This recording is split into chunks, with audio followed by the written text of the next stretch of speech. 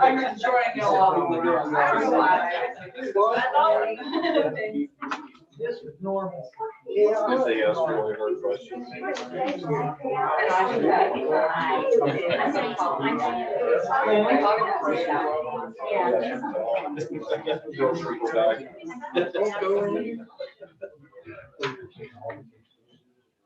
Actually, Hey, old man, how you doing? Is it the, well,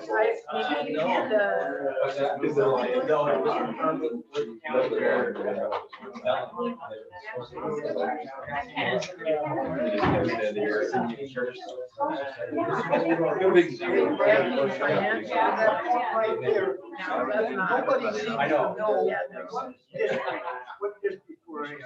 David didn't know, I didn't know. Washington County? Let John fill it out. There's gotta be a voting What is district. the district? I don't know what it- 51. Area 51? I think that's what we're going. I didn't put it in. I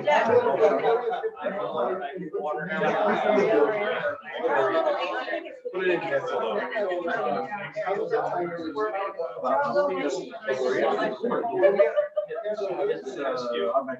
No one knows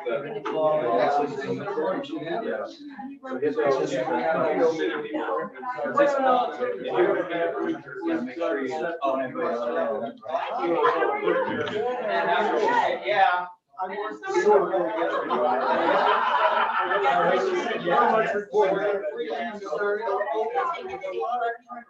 No, I'm not planning.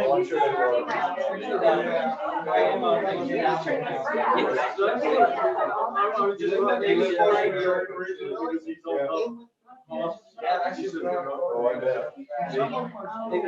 I think he still he's got your.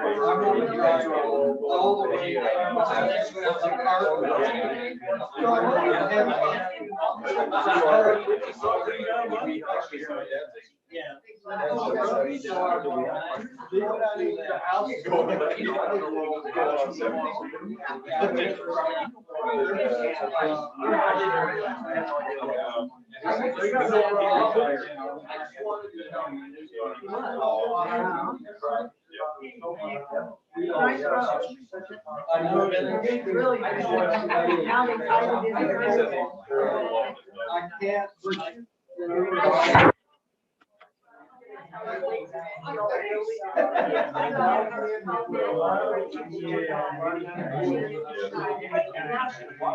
Look at what's going on in abortion. Whatever they would sell. Big old visitor mall down there. I remember one time.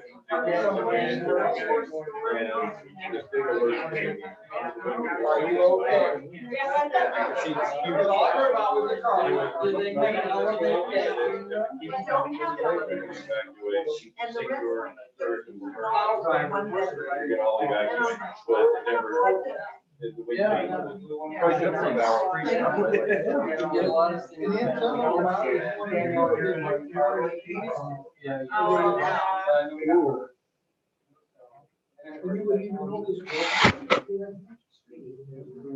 We have a problem.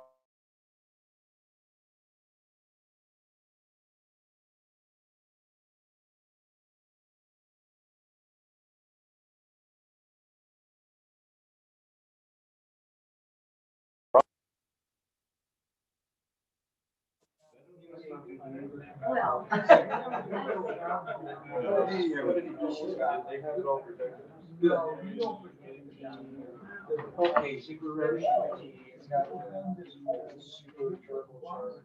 Hello, everybody. Of course, you know I'm the newbie, so I'm not exactly sure how to start this, but from what I understand, we're just gonna be going on, that's why we handed these out, this, basically the same format. I'll just read it here. 2-minute response per candidate. And, you know, this is open for the town council to ask any questions to the candidates. So, The town council. I mean. All And I'll just read over the rules. You all have this. Hey, but- Jack. Yeah, All these questions seem like the Well, same one see, from the meet and greet. yeah, it doesn't have to be these questions. All I'm reading is just this right here. Yeah. Yeah. Rules. Yeah, it can be any question. Okay, just Yeah, wondering. that's right. Thanks. Okay, so Thank you, boss. 2-minute response per candidate. I mean, we could probably go a little over. If everybody could keep the easy questions for me, I'd appreciate it. We're not giving you any. Great. And you all have this, but comments on any question should be limited to the merits of the question. Comments should not be about other members and especially should not involve any personal attacks. To keep the comments from becoming personal, members should address the chair instead of each other. Do not interrupt another candidate while they are speaking. You will have your speeches stopped if you are slanderous or pursuing personal attacks on anyone. Keep your speeches and responses to the topics related to the town of Apple Valley and its future, not personal vendettas or the past. You need to address the chair instead of other, well, no, forget that one. So we're done. Okay, so, yes. So we're not going over these questions again. No, We've no, already not done the this. question, Okay. just that very first Just one. a little, In fact, I should, yeah, should have just taken everything. keep it to a minimum of 30 minutes per. Yeah, 40. Okay, all right. That'll cheer. You guys don't get 2 minutes, I get 30 minutes. Should we have the pledge of allegiance? That's a great idea. Allegiance to the flag of the United States of America and to the republic for which it stands, one nation, under God, indivisible, with liberty and justice for all.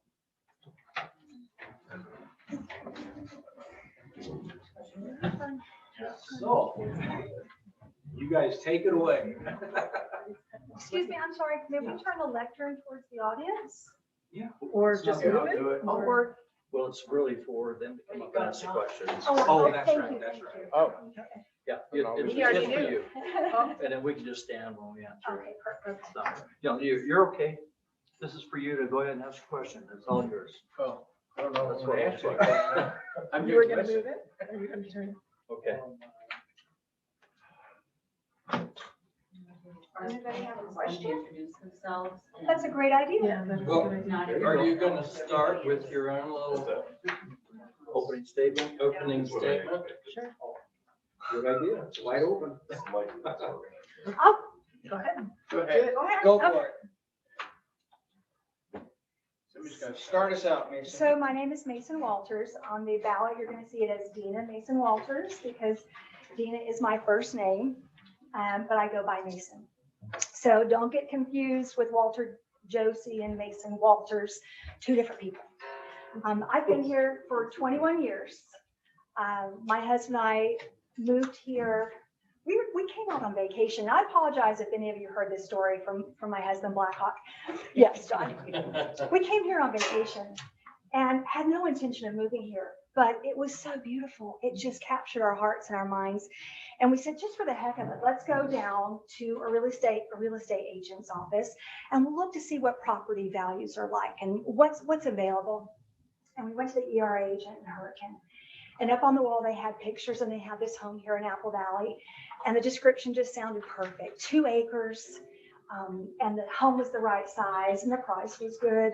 So we came up and looked at it. It was being foreclosed on. In 2 weeks, it was going to be auctioned off. And we said, you know what, let's go down to the county clerk's office and we'll find out the auction, you know, kind of what they really need to get out from under this auction. And so then we made them an offer. And the owner came back and said, no, we want more money. And my husband said, well, that's it. We weren't going to move here anyway. That wasn't our plan. And so we went to the hotel that night. He woke me up at 2:00 in the morning and he said, let's go up to Apple Valley. We were staying in Hurricane. Let's go up to Apple Valley. And we drove up that hill and we sat out in the front yard. It's 2:00 in the morning and it is silent.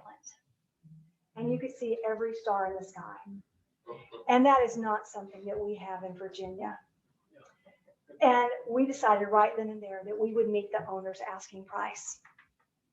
And we finalized the sale. We finalized everything while we were here on vacation. We're flying home and we say, oh my gosh, we're moving to Utah. And we went home and we both quit our jobs. We had no jobs here. And we sold our house. It sold in 14 days. And we moved here. And some of our very best first friends were Chief Louis Ford and his wife, Marcia. And he actually got Blackhawk involved in the fire department from day one. And those guys worked so hard for this community. I love our fire department because I know from its inception what those guys sacrificed. We had chili cook-offs. We had fundraisers. We built this building. And we have a fire department with committed volunteers that started with Chief Louis Ford and those guys. And I just can't thank you enough. And I hope one day that this building, this fire department, is named after you. Yeah, I like that. So I love this valley and I appreciate it for what it is. It's a small rural town. And the people that moved here knowing it's a small rural town. And I think that's the way most of us like it. So my position is that I'm going to do my best to protect your rights to enjoy our beautiful night sky, to enjoy our beautiful open spaces, to welcome in those who want to enjoy that with us as well, but to protect what we love so much about this valley. So thank you so much for your time, and I apologize if I went over. You're good.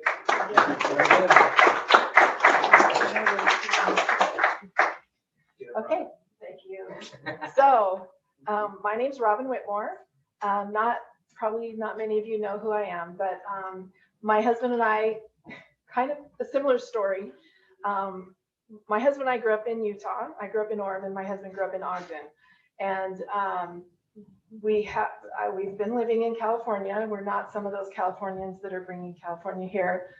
We are maximum freedom people. But my husband still works every other week. And he said, you know, what if we lived in Utah and I just commuted to work every other week in California? Because it was so bad there, we don't want to live there anymore. So I was looking for houses for the longest time, you know, all over Toberville, everywhere in southern Utah. And one day this house that we bought became available, and I looked at it and I said, look at this, honey. And I drove here first to check it out, and I'm like, oh, I love it there. And he came here and he said, wow, this is a real treat. This is a real treat. You're not very far from town, but you're far, you know, it's quiet. It's the stars. It blew us away. So we bought our house and we're still trying to get out of California, but it'll take a little while. But I love the Constitution of this country. I had studied it. I had studied the Federalist Papers. I had studied Hillsdale College's, productions. They're both their online classes and their the U.S.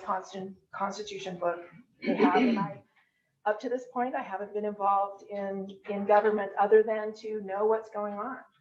And but I sometimes can complain about things, and I suddenly realized, you know, I can't really complain unless I get involved. And I really believe that this government should be we the people. And I feel like, at least to my observation, that Apple Valley residents are being ignored in their wishes, at least my neighbors, people I've spoken with. And so I thought, you know, I believe in we the people, and I want to get involved and do my best. And I've got a bachelor's degree from BYU and a master's degree in forensic science from National University in California. So I can learn, even though I don't have a lot of experience in city government, town government. I'm able to learn, and I'm willing to learn. And I love to learn about anything that has to do with government. And so that is me. You can ask any questions later.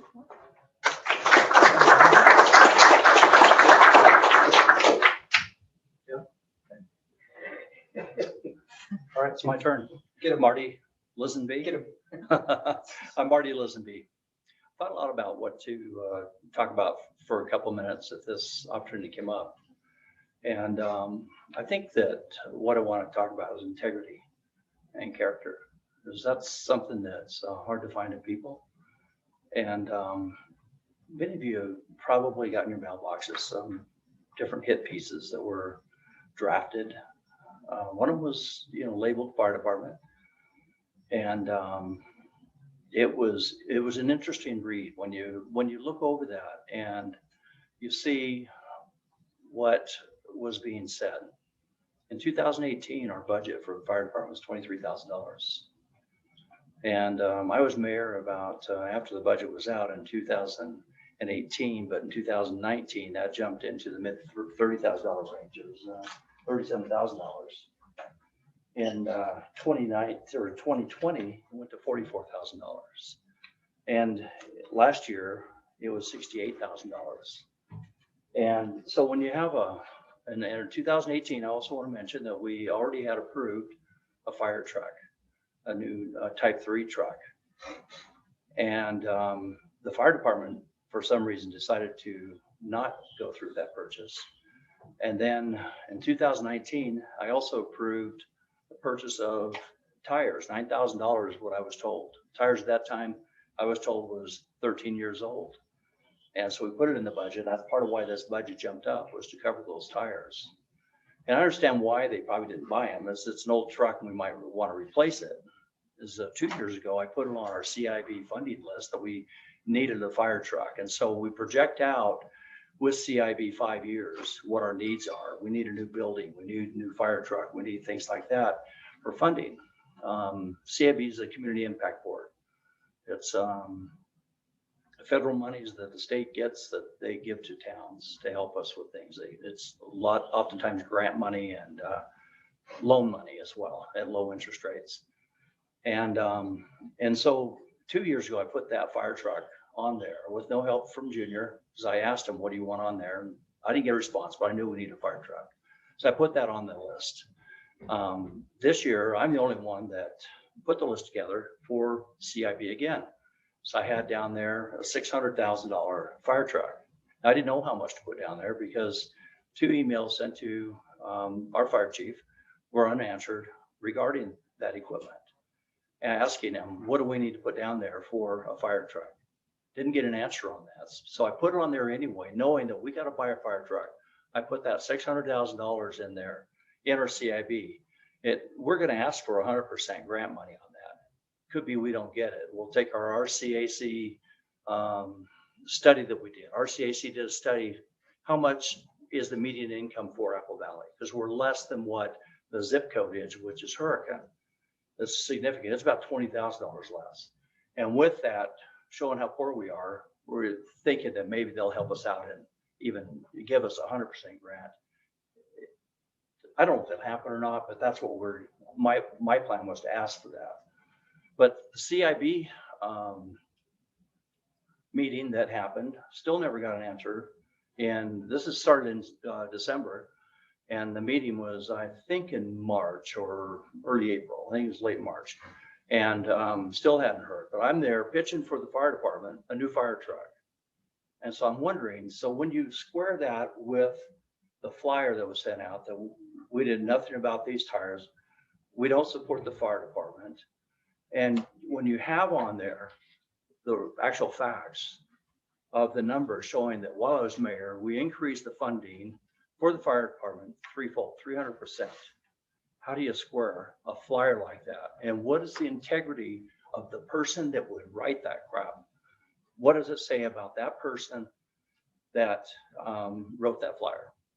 Because it's all just, in fact, I was talking to Kevin about it, and I went over the stuff with Kevin the other day, and he said, oh, that's just politics. I says, no, Kevin, that's lying. It's lying their ass off. And that's what that really is. It's lying. And it's someone without integrity that's writing a flyer like that, because it's completely wrong when you look at the actual facts that are in meetings and can be proven and shown in my actions as far as the budget and money and providing the necessary, what it takes to run the fire department. Thanks.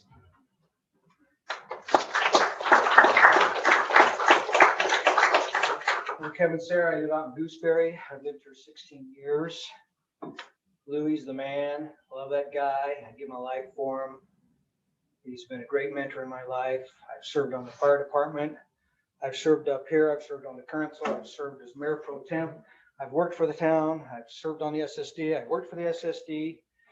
I've been liaison to most of the departments. I even was in charge of weed abatement. Now, who can go anything better than that, right? Anyway, just to make it real quick, I'll do a little quick knockoff like Mason. I lived in Ivans. They start putting up city lights. Told my wife I'm getting out of here. She's like, yeah, whatever.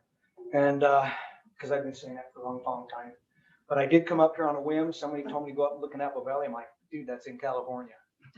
Well, there is one in California, but I did head this way with directions.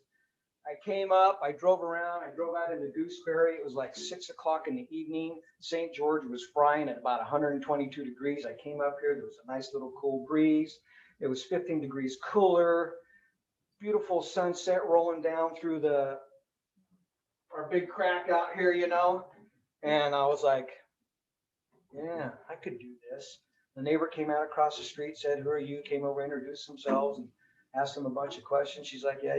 I called my wife, I'm all coming to pick you up. I'm making an offer, so maybe you should come look at this. And she did. And by the way, she was 9 months pregnant at the time with child number 4 or 5. And I don't think she really thought I was serious, but I got a hold of the realtor that night, made an offer contingent on the sale. They accepted. She came over the next day with people from Salt Lake. I said, I know your house is not even listed. We're not on a contract, but somebody wants to look at your house. What should we ask for it? And how much do you charge? We made up a number. Well, I mean, she had some idea, but they went out in the car. She came back in 15 minutes, wrote a contract. We had 30 days to get out. The wife had the baby the week later. The week after that, we packed up the house and we moved into a rental and started building. That's how crazy it got. So I'm aware of all the heartaches, and you know, I spent 8 years getting the crap beat out of me when I was on the town council for mayor pro tem. It's not a fun place to be. You gotta have some leather rear ends for it. There's no doubt about that. But I came back at this point now because I'm pretty much retired. I work a little bit of odd jobs now and then. I got more time to serve my community. I'm a full-time believer in serving in my neighborhood, in my community, in my neighbors, that sort of thing. We've had a lot of rift for a lot of time. There was an opening on the council seat. I came down and applied because I wanted to get back into my community and see if I couldn't help iron things out. I'm an honorable, courageous, constitutional, God, family, country, Bible thumping kind of kid. And I think we're heading into some really tough times. Just look around in our communities. My job, my real love is to pull this community together for the hard times ahead, that we can be united. And instead of wanting to kill our neighbors, we will love and help and assist each other. That's my main goal. I don't think there's been enough transparency in the past. I've been concerned about the budget and everything that's happened. I'm not accusing anybody of anything. Okay, just want to make that clear. I just want to make sure that it's all correct. There's been a lot of changes this year, and there's going to be a lot moving forward. I just want to make sure that we're doing it right. I'm totally we the people. That's my platform. That's what I'm here for. And so I got in, and it was like jumping into a hot soup. I never left, but that's okay. I want to iron things out. I want to bring people together. There's no reason for the so-called naysayers in our community anymore. It's about being transparent and listening to the citizens. If we do that, there won't be any naysayers. We need to learn to get along. Anyway, thanks.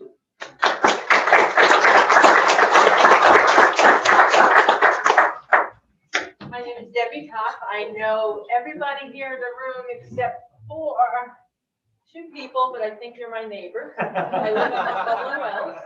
I moved here 5 years ago. We came from New York. You might be able to detect a little bit of an accent. We were in St. George, going on vacation to the Grand Canyon. We drove up 59, and my husband said, oh, look at that pretty fountain. Let's go look at it, see what's going on over there. And I was like, no, we're moving to Arizona. And he said, oh, come on.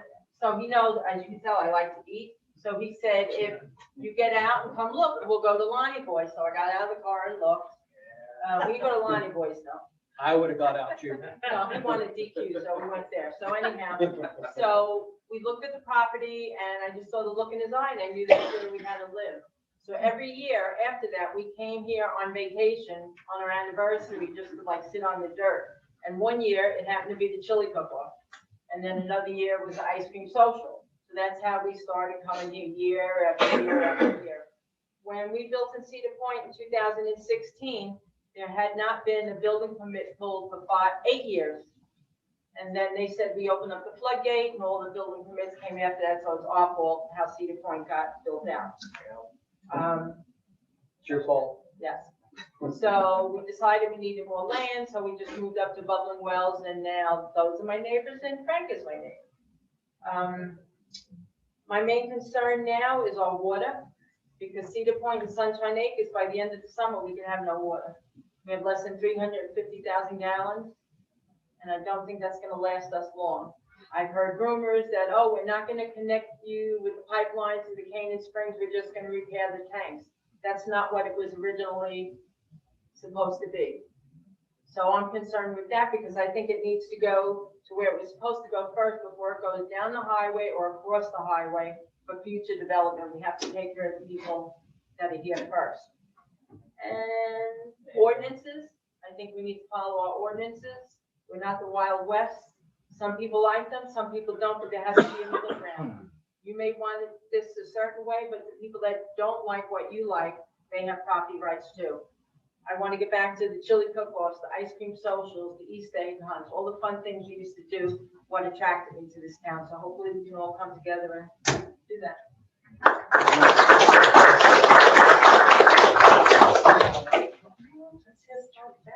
It's your turn. You can go first. He's anxious. Get him, Richard. You can have my extra time. Well, I appreciate that. It ain't enough. But let me tell you, my name is Richard Osaki. We can have to. I am running for a 4-year term. We're starting the clock. No, I'm watching the clock. I'm running for a 4-year term for town council. Who is Richard Osaki? I am retired. I've been retired for 17 years. And the thing about it, I was a superintendent. I worked construction all my life. I spent a lot of time at the Nevada test site. I had an FBI clearance there. So they did do the background check on me. And I was clear as can be. And transparency is a lot. I also serve on the board of directors of a credit union. I've been there 30 years, Plus Credit Union. Look it up. Plus Credit Union is a $106 million credit union. We go through budgets. We go through employees, but our employees are long-term employees. Our CEO has been with us for now 10 years. We know how to manage our employees and we take care of our employees. So we don't have a turnover. I moved here 12 years ago. And 12 years ago, Apple Valley was different. We had better roads. Water wasn't the problem at the time. Coming from Las Vegas is where I came from. I moved here because of light pollution. I was there when there was 300,000. Now there's going on 2.5 million. My focus for Apple Valley is a couple things. Main thing is water. I already have looked into the internet. There's a town up north, I believe it's Oakland. They have a moratorium on construction, development. We're in a water crisis. We've been that way for 20 years. We need to think about development. Development can also kill us or they can make us. I believe that we need to limit development and limit it by almost to a moratorium until we can get our head together as to how we're going to put that $1 million tank, how we're going to pay for the water lines, and when we can get them in. We don't want to wait to the point where our faucets go dry, and then we decide, oh, we got a problem. Now, Las Vegas is building like mad, but they've been planning for development for over 20 years. They've banked a lot of water, they've filled their aquifers. They have the water no matter what happens to the Colorado River. But we don't. We don't even have a pipeline. Also, Oakland up there, they put the moratorium on, and moratorium is legal. We got one in Cedar Point. We just need to expand it a little bit, no matter what you've heard. And that hates to happen. You can stop development, but you need to really look at it. Developers agreements don't mean anything more or less here. Budgets don't mean too much either. This budget right here that you're looking at, we've tabled it twice. I go to a lot of town council meetings, planning commission. When the SSD was around, I went to a lot of those. This budget has been tabled twice. It was supposed to be in the last month. Why hasn't it been approved? At the last town council meeting, it was a disaster. We need to kind of change that. We need to kind of put a different look on it. And we need to, it isn't rocket science, but yet we don't know who controls it. You have new people, and I know who runs the budget, but now it has changed. There's too many fingers in the pot. Last issue, fire department. I'm not too interested in the history of the fire department. I know most of them. I just want to back them. What happened to here, where we didn't get this, what I did for this. Let's see what we can do moving forward. We need to take care of our fire department. Hurricane does not need our fire department, even though they're trying to swallow all of them up. Up there at Hilldale, they are great. In Colorado City, they are down here. But you got 17 employees on this fire department, volunteer people. And these volunteer people are residents of Apple Valley. Who cares most about Apple Valley?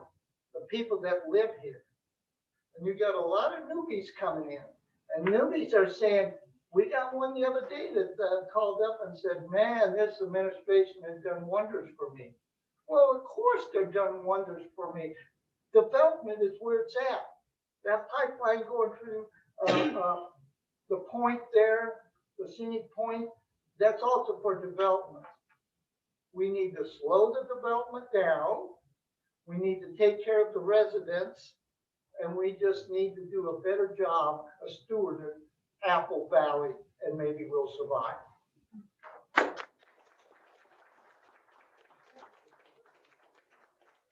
That's my buddy Kevin. And just one last note. Yes, Margie is my wife.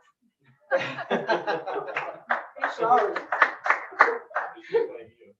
No, but that's okay. I'm used to that. Okay, I guess it's my Come turn. on, John. I'm Barrett Nilsson, I'm running for the 2-year spot. There's only 2 of us, so I guess there's not much debating. But,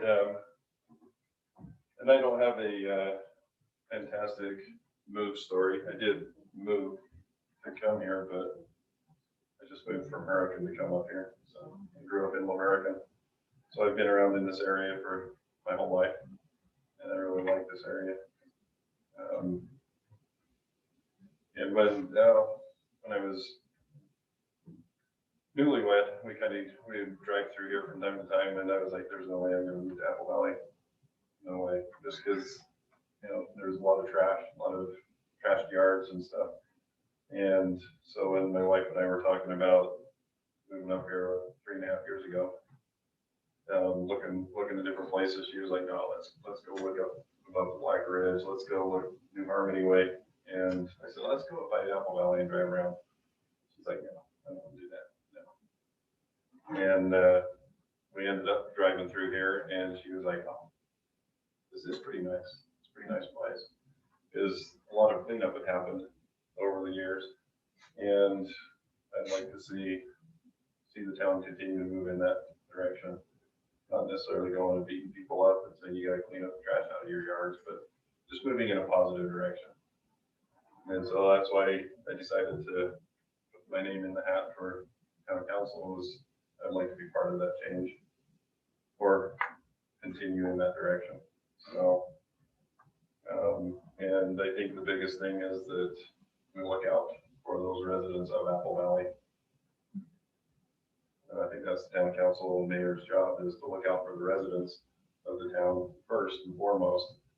And then when we have enough infrastructure in place, we can allow other people to move in and partake of the beautiful place that we have. I'm just a simple guy. I believe in upholding the ordinances that we do have. And I know there's been some leniency on whether or not we follow the rules that are already on the books. So I think that's definitely the place that I personally want to start, is that we just uphold what we've already got and stick to it. Stick to our guns and not back down when big developers come in and start trying to push their weight a little bit. So that's me. I'm voting for you right now, Eric. Are you? Hi, I'm Margaret Ossowski, and I am married to him. But anyways, I grew up in Las Vegas, and when I was growing up there, it's kind of like the nights used to cool down before all that concrete got put in with the concrete buildings, the hotels, and then all of a sudden you go out at night and it's 114 in the daytime, and at night it cools down to 100. But here, at least, it cools down at least 30 degrees, different from the heat in the day. So that was one reason why I wanted to come up here or move, because I was tired of Las Vegas, grew up there, and I got tired of the heat. Traffic was horrible. And moving up here, you have the night sky, which, there's a meteor shower coming up in a couple of weeks. So anybody, if you like to look at the night sky and the meteors, it's usually around August 12th. But I take advantage of all the recreation we have here. And I come to the meetings most of the time. I've over the years, I've learned, different things about the codes and subdivisions, and it's a little tricky, but you learn how to go to the county records and research things. And our codes there's so many ambiguous things in the codes. That is one thing that we really need to get fixed, so that, because I had a conversation with Kevin and the mayor, and we were talking about what is a horse, what was it, a horse corral barn, and what were the setbacks, and they had a different view of what I had. And so, and it's because of how in different spots of the code, you got to look up the definition of this and that. And so it should all be in one specific spot. And, I'm willing to work with people, to help them do research and check out different, town codes and stuff like that. And water's the big issue here. And there actually was 2 towns up in northern Utah that have put moratoriums on building. And maybe that's what we need to do in this town, so we can get an accurate reading of what our aquifer and what Canaan Springs will deliver. And that way we would know how to move forward. And like Debbie said, and I said Thursday, I do miss the chili cook-offs. I have the stupid chili pepper apron I like to wear, and I always put in an entry, but I never win because I don't know how to make chili. So but it's still fun. But I did win the prize her husband wanted, so that was great that one year. No, it was that drill. But Debbie anyway. still has to hear about that. He does. So it's kind of fun when you have stuff like that and you can banter back and forth. Anyways, I'm just running because I just want to see some change and some I don't know why, I guess I'm just running it because I want to. So anyways, thank you.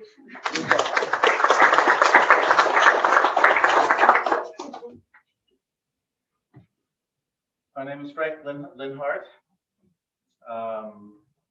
Quick history, I was born and raised in Copenhagen, Denmark. Came over here, I guess it's 40 years ago. Bought my property here in Apple Valley 15 years ago and moved out here probably 7 or 8 years ago. We live out on 10 acres up against the mountain. I don't think there is a more beautiful spot in southern Utah than Apple Valley. I go to the Parade of Homes sometimes and they brag about their views and I'm like, you guys have never even seen what a view is like. This is phenomenal. I am a developer, builder, realtor, and I've been doing that for 28 years. That is also the reason why I'm running. What is it, 5, 6 years ago, 6 years ago, when I moved here, I discovered that the subdivisions that have been put in Apple Valley were all substandard. They didn't have the improvements that the ordinances was requiring them to put in.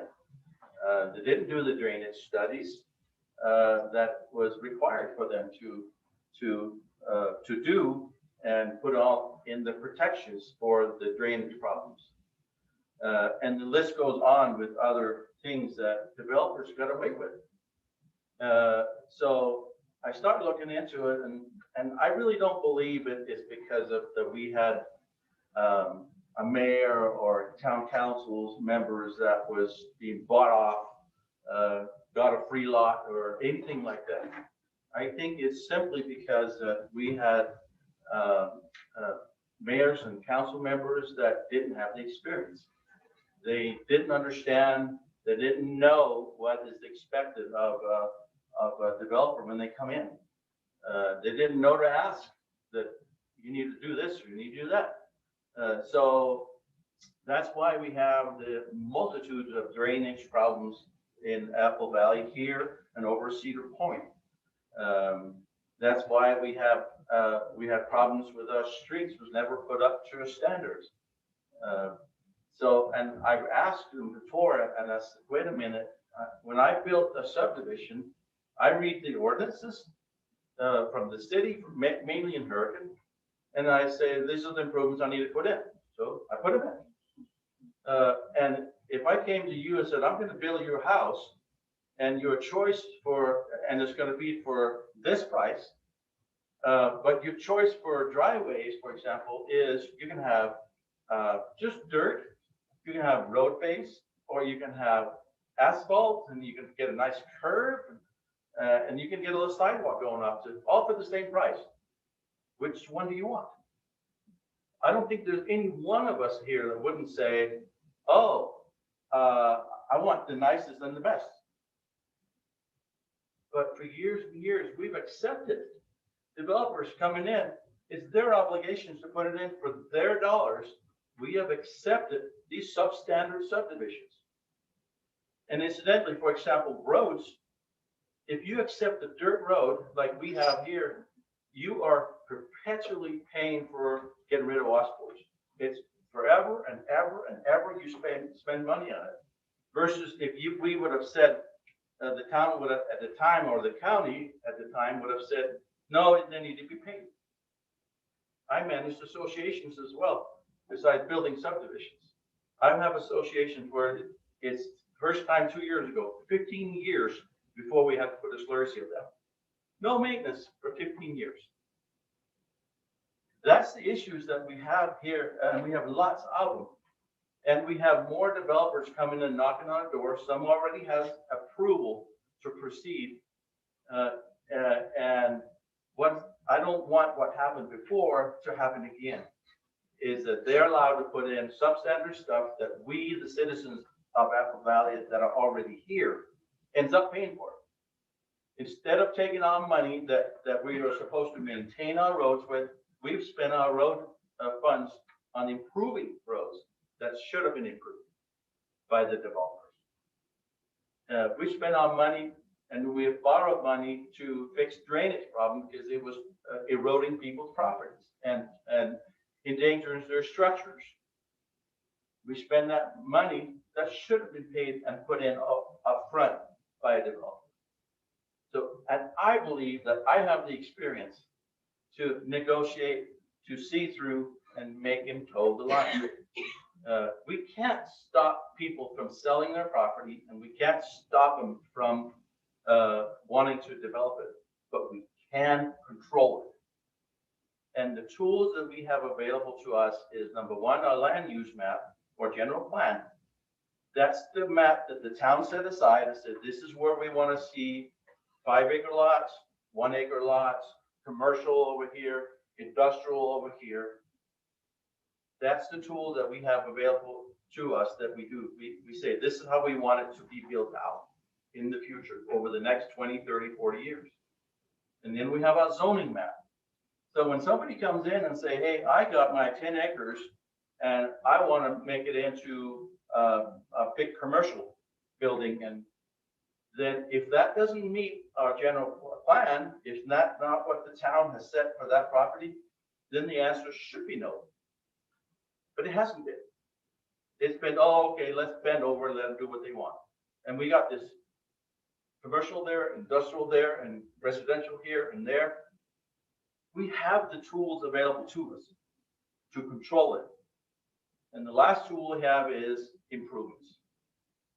If we require a developer to put in asphalt, if we require them to put curb and gutter in, which incidentally controls the water, the flow of the water down to where we want it, then all those problems are solved, but also all those kind of developers that come and ask for, oh, can I please not pave, or can I please not do this, because they don't have the money.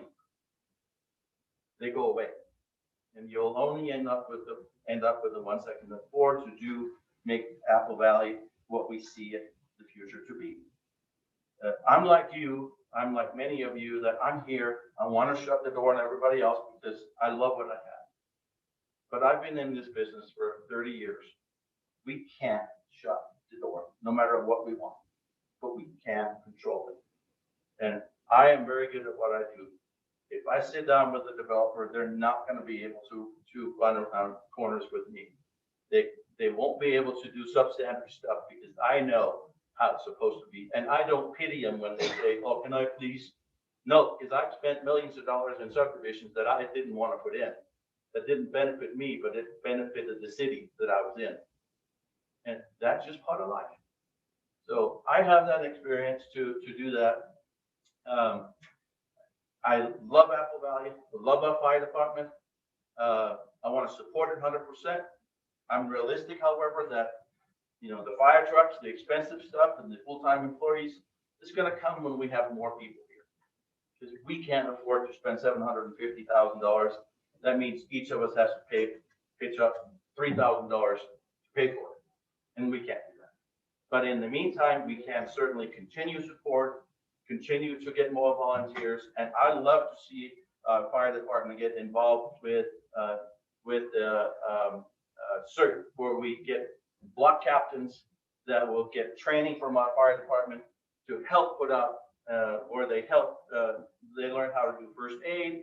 Anything we can do to help each other is what we need to do. And I see our fire department being the hub of that. And it makes sense that we living here help each other. And I, like Kevin, I believe that we're going to see troubled times. And more than ever, do we need to be able to rely upon each other. And last of all, I believe I have the skills. I believe I have the temperament to be able to help unite the town. I don't fight. I don't argue. I try to be a peacemaker. And I think I can make peace in this town. And I think I can make people work together, and where we can all just get together and work together to make it a better place. Thank you.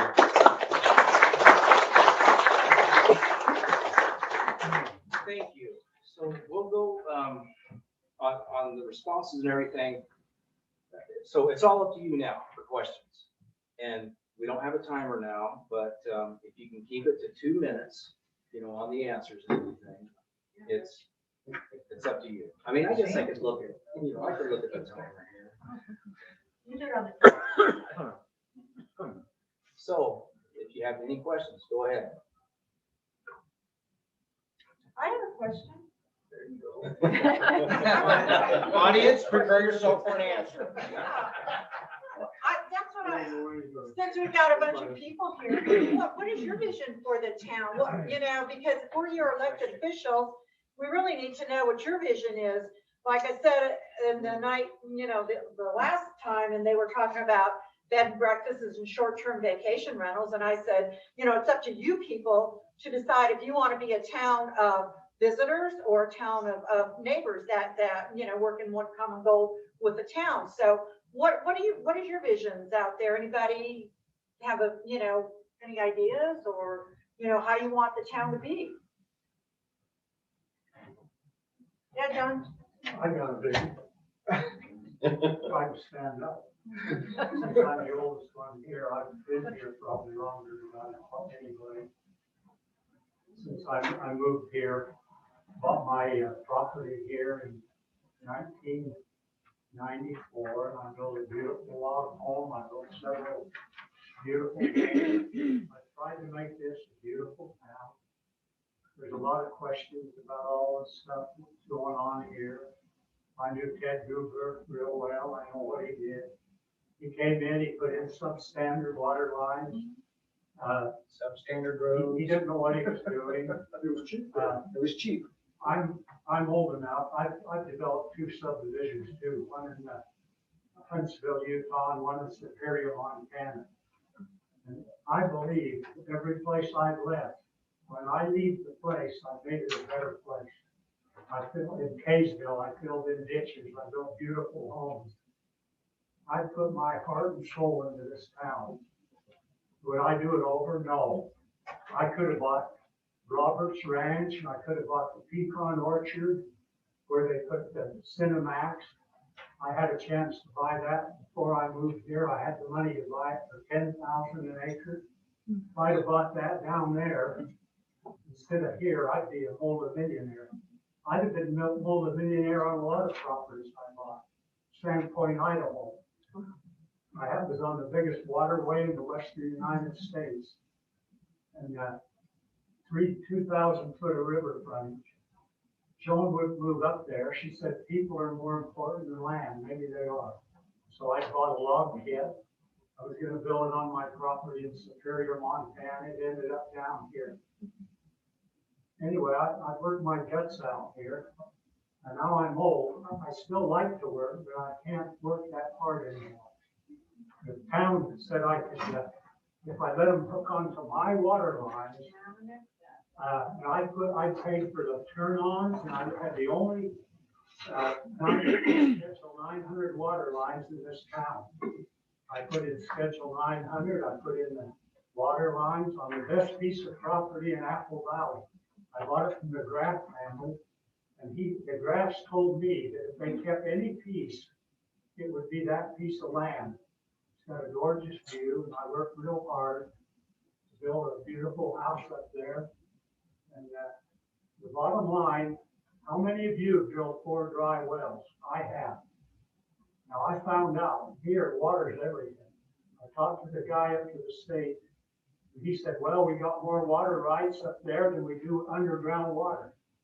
And so if we had enough water here, this whole valley would be full of people. This is a beautiful place.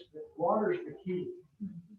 Now, to sell a place in Superior, Montana, and sell one up in Sandpoint, Idaho, I had 2,000 foot on the Clark Fork River. Water's everything. The pioneers, they always moved where they had water. Colorado City is a better place than it is here because they've got 2 streams. They got Water Canyon and Cottonwood Canyon, and they got water. We have no water here, and we have to drill all the wells. Now, these wells over here, if you drill the aquifers will go dry if you take too much water on them. So the bottom line here, you've got to get more water before you can do any more development. Now, that's really how it is. Now that Virgin River, that's like a little creek compared to the Clark Fork River in Sandpoint, Idaho. And all these people are drawing the water off the Virgin River. They didn't have these reservoirs, they wouldn't have any water. And they're not going to get the Lake Powell timeline because the water levels are going down. So I've seen everything since I moved here. Now, if I wasn't so old, my wife just died, and I still got dreams. I've owned over 400 arrayed horses, 300 Arabians. I met wealthy people all over the world. I found out money doesn't make them happy. I've seen these people that were multimillionaires, they get divorced, they have all kinds of problems. If I was younger, and the land up in Montana and Idaho wasn't so high, I'd go straight back up there. Because as beautiful as this is, I planted my fields every year with different kind of grasses. And different men that came and tilled it and planted the grass. And one man that did a lot of work for me every year, he planted the crops. And he moved down to the other side of out by San Antonio. And he called me up and he said, John, you ought to move down here. He said, it rains and you don't have to water the fields. And it grows beautiful. And I said, well, is it pretty like it is up here?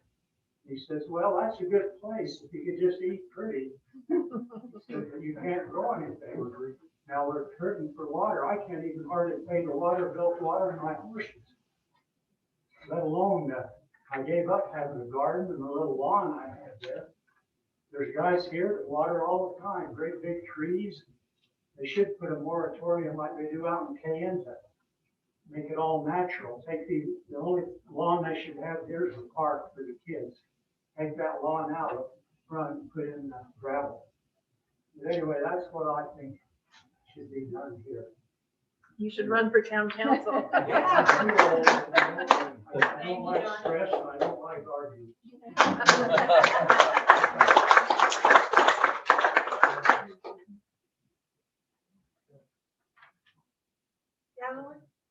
I just like to say, Marv or John, whatever you want to call him, he's right except for one thing. I'd like to find out if money brings happiness.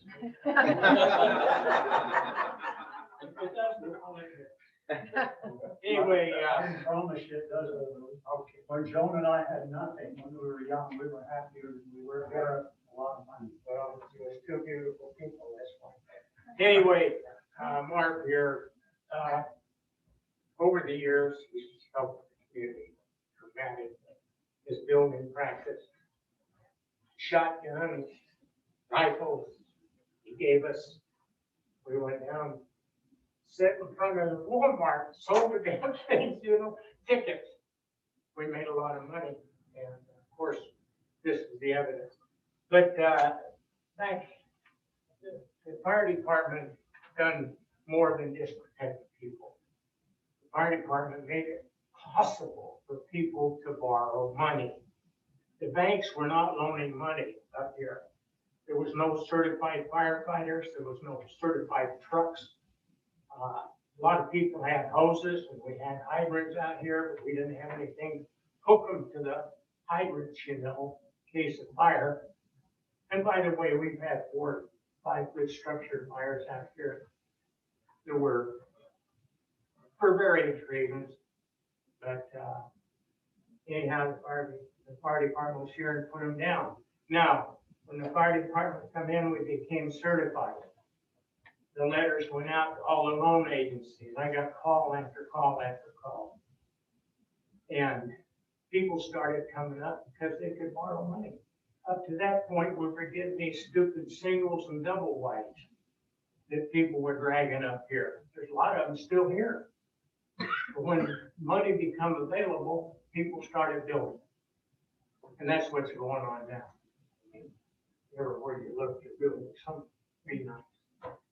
And when I moved out here, dirt roads was okay with me, and they still are. You know, I don't need the curbs and gutters and all that stuff. And I don't know of any builders out here that are getting away with murder. I mean, getting away with a lot of things. That golf, or not golf, but that little, RV park going in over there at the station. I don't know about it. I don't know if we have enough water to fill up those pipes or not. Those green pipes they got laying there are this big. How much water is it gonna take just to fill up the pipes? Is there a building permit over there? I don't even know that. Of course, I don't come to meetings anymore. It's obvious. You can tell why. Pretty soft. Anyway, that's it.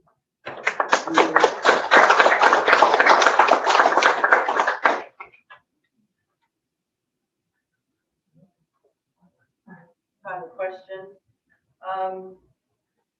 So the water district's been taking in $4,000 for a water right when someone goes to build on their parcel. And that $4,000 is supposed to convert to a water right from the water bank. And then therefore it's put into the district's name. This practice has never happened. There's not a single water right that has been purchased by the district in the entire time the district has been forced. This, to me, is one reason why the water district board was in error. And that was money, what I thought was being exploited by builders. And I'm not talking builders, I'm talking families, in order to build on a parcel of land.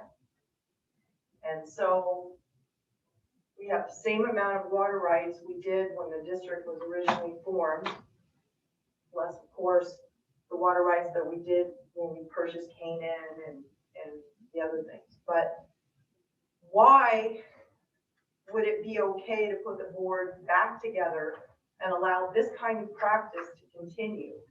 Because that's not helping the future. Buying up water rights stops somebody else from doing something. Buying up water rights helps the community grow. It helps the community. It severely helps the future. And so that's my question to you guys is, why put the district back together if this is an example of some of the things that they have done that actually hurts the community? I'll take that first. Okay. Since I was involved in the design of the SSD and putting it together, let's go back in history. Makes me look a lot younger real quick. I'll try to make it as brief as I can. Ted Gubler was the original developer up here. There was no town. It was, everything was approved by the county, first of all. So let's start with that. So, yeah, he got away with murder, I call it that, as far as developing this community, but it was raw land when he started. There was nothing up here. So since I've been here, we've spent a lot of time trying to fix, repair, upgrade, manage, maintain numerous items in this community. Yeah, Frank's right about some of the things done, but I don't think it's been any current developers or recent developers that have gotten away with that, and maybe some of them have, but a lot of the flooding issues are because, what was the term you used? Water study, a study of Right, drainage for the drainage study. Yeah. Now, I'm sure that wasn't done. Right. It's obvious it wasn't done. So we've been hodgepodging and patching along the way. Some of it was during Mosier's time. Some of it was done during Marty's time. Some of it was done during Campbell's time. It's not that anybody's done anything wrong, or not that we've done anything right. We've just dealt with the mess the best we could. As far as the ordinances go, they're all screwed up. Yeah. I'm just letting you know is when town was swelling, oh, these ordinances look good. Oh, let's have some from over here. Oh, I like those. Let's throw them all in there. They've never been really straightened out. A lot of people have spent a lot of time trying to do so. When Mosier was in office, the SSD was formed for the specific reason of getting the grants and loans to put in a new infrastructure in the current Apple Valley residents. It had nothing to do with Cedar Point. Okay, that was a separate entity at the time. And along with that, he was able to manage, finagle, whatever you want to call it, to get chip and seal that we currently have in the community. When I moved out here, it was dirt roads. I knew it'd be dirt roads. I figured it'd probably be dirt roads. I'd probably be dead before I'd ever see any chip and seal or asphalt on the ground. So I was grateful for what we did get. Is it all done? Is it all complete? No, are there areas that still need to be dealt with? Yeah, there is. We know that. Everybody knows it. Just come out the gooseberry. I'm a gooseberry. They're gooseberries. We all drive up and down those dirt roads. When I was angry with Margaret and Richard, I used to drive by their house at 55 miles an hour just to piss them off. Right? You were the guy. And that's good. Yeah. So, well, it did, and rightfully so. And they threw a shovel at me, and I, few choice words a few times, but we've mended our ways. So if me and the Osaskis can do it, I believe this community can do it. Okay. You know, Kevin, breathing dirt, roads is good for your health. Well, I want to breathe a lot of dirt. I don't. No, I don't either, John. But I moved out here, it was a dirt road. Well. So I knew that when I got here. So, no, let me go back. All the roads. Well, yeah. Nobody wants to pay. No, you're right, because we did a survey before I left office after serving for 8 years. Nobody wanted to pay for road improvements, flat out. So that's why that's never been pursued. I don't know, did you ever do any more surveys on your shift? We have people that are interested in doing pavement, and there's a lot of them that absolutely don't want it, not just because of which I find interesting, not just because of the cost. Cost is part of it, but many of them voiced out against it because of the speed. Yeah. Because you turn into Coyote That's true. Road and pave it, it's That's gonna be a true. highway through there. And they don't, and that's why they like the washboard even being a little bit, because it makes everyone slow. Right. So there you go. So let me get back to the water issue. You brought up the water. So a while back, this was clear back when I was on the board and on the SSD, and Rick Mosier was the mayor. And we had Evan Brown, who, I don't know if any of you know him. I love that guy. He was a great mentor. He certainly helped turn me from a complete greenhorn, because I tell you, I made some mistakes when I was first assigned the first time. I didn't know anything about, politics and government. I mean, I got chewed up, spit out numerous times. Let's say I hope I'm older and wiser now. I hope anyway. Anyway, so to make a long story short, so that's why the whole SSD thing came into play. Okay, was so that we could get that done. Then along with that, they kept working on it. They took over, they bought all the water in Cedar Point, and then they purchased a certain amount of shares in Canaan. Now, the intention all along with that whole project was to eventually bring Canaan over to Cedar Point. Okay, that was the 10-year build out. There was also a 10-year build out on interconnecting Apple Valley with Cedar Point eventually. Now, as all this stuff has come forward, I don't know all the truths, you guys. I don't know who's lying. I don't know who's telling the truth. I think there's a lot of misinformation. I think a lot of people are really trying to do the right thing overall for our community. Eventually, these two systems need to be tied together. Why? From my point of view, is that when we started this project, we were using way less water than we are now. Okay. What I saw, my vision was that Canaan project going to that 1 million gallon tank free flowing back down here. Then in an emergency, all of our citizens had water at no cost, except for to put in the infrastructure. That was my vision. That was what I understood to take place, a long time ago. So when people are saying, oh my God, stop this, don't do this. My only concern with all this that's been put in place and coming forward is that I just wanted to make sure that we didn't have a huge increase in tax and water rates. So I'm a firm believer in those projects being done, however that would look. I supported the SSD. Was it time for it to go away?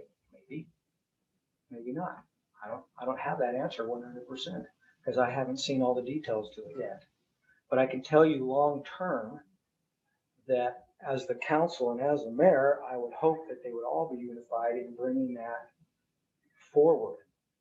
Is somebody going to benefit along the way? Probably. Does most of the infrastructure need to be built by the contractors? Yeah, it does. But in the meantime, if we can get the grants and it's not a taxable to us where we have to increase the taxes, then I'm all for that. But I'm with also controlled growth, like Frank was talking about. Everybody here that I'm seeing running, everybody's got lots of good ideas and a lot of people are knowledgeable. But I will tell you what we do need to have as a council and as a mayor, and that is they need to be we the people. It needs to be constitutional. They need to have good, solid knowledge. They need to bring wisdom to the table, and they need to be prudent in their decision making. And we're here to serve out there. And even me, I'm here to serve myself out there for our community as a whole. And so the water shares. So this is what happened. The state was like, whoa, we got all kinds of paper water. We don't actually have it in the ground. So when the SSD was formed, all the citizens that had the water shares could bring those shares into the SSD and they would not be taken away by the state.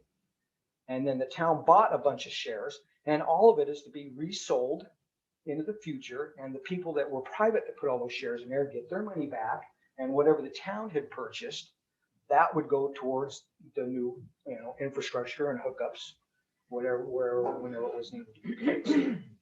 So that's my understanding of the whole thing of the history. If I'm wrong, please correct me if anybody knows anything differently than that. But that's where we are currently with the water. I know this, Moab, they did an actual study, got a grant, okay? And I'm a firm supporter of that, by the way. And we should have done this 10 years ago. So we're behind the 8 ball. But they can do, I call the thing a flippant ultrasound, but I don't know if that's the right terminology or not. But they can go in there and see how big and how much that aquifer is. We have never done that. And before we have huge. 2012, we did it. Okay. It's on the website. Okay, awesome. Well then, so. I mean, I'll be glad to fill it in. Yeah, so as soon as I get down here, just go ahead. But if you know that information, that's great. 2012, they recommended that they drill deeper in the Cedar Point area, and the district never did that. They also recognized 3 particular areas that they knew there was water and sufficient water to increase, if not double, the output of Apple Valley proper, and they have not done that. They started the process of doing the pipeline from Canyon Springs to the $1 million account, not even taking into effect that we didn't have any right-of-ways to get across the area. So now we've had to pivot, since we've learned more, that it needs to go down and tie into the system, but not to the $1 million tank. So if we add to the I was under the impression it needs to go to well house 59 and pumped up from there. Into the system. Right, which tying in the system. Right. It could have been free flow had we got the. Right, and it was Right. never on the table not to include everybody in the benefit of Canyon Springs. Right. Initially Cedar Point water system, and eventually, hopefully, the entire system. Right. And that's my understanding of it too. It's to The benefit, only it's to question I benefit have- everybody. And I'll get back to my question, Kevin, maybe you can answer. Taking $4,000 for a water right and not purchasing a water right, isn't that wrong? Well, I'm going to take the fifth on that. I don't know that it is or isn't, and I would certainly look into that a little farther. I just know what the criteria was for it. I was under the impression when someone was coming in and they needed water, they could buy those shares. Is that not what's been happening? They write a check to the district Just for a minute, $4,000, and they're supposed to buy, the bill is for a water right, they're supposed to purchase a water right. The whole intention was to put shares, rights into the bank. And then the district, when they were buying them, they would buy somebody's, give them the $4,000, and that right would shift over to the district. That never And so has what took place? happened. Nothing. They pocketed the money and they spent it. All right, well, that's And a I'm new not saying they horizon. spent it wrong. No, I understand, But they used it to pay the bills Right. and not the water rights. And that has Well, gone that's- on since the That's not beginning. good. That's not good. Yes, John. I was offered 10,000 an acre foot for my water rights. When we moved here, we knew if I ever developed, I knew I'd have to have at least 1 acre foot to the 40 acres. Jerry Eads offered me $10,000 per acre foot.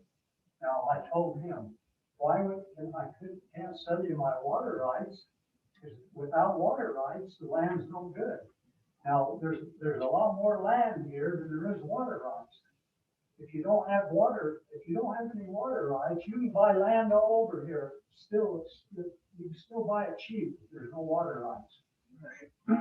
That idea of drilling deeper fish, I drilled, the first well I drilled 510 feet, and I had a case, but I thought I could use it for a community well. They redrilled some of the wells out. Well, what I'm gonna tell you, later on, the gardener, just going repaired out there on the highway, he told me into deepening the well. the casing. So after drilling it 400 feet, we got 3/4 of a gallon out of that well. Now, I had witchers there that said, oh, it's just like a river down there. All of them said that when we drilled. Now, Walter Fluff, he's the well driller that drills the towns.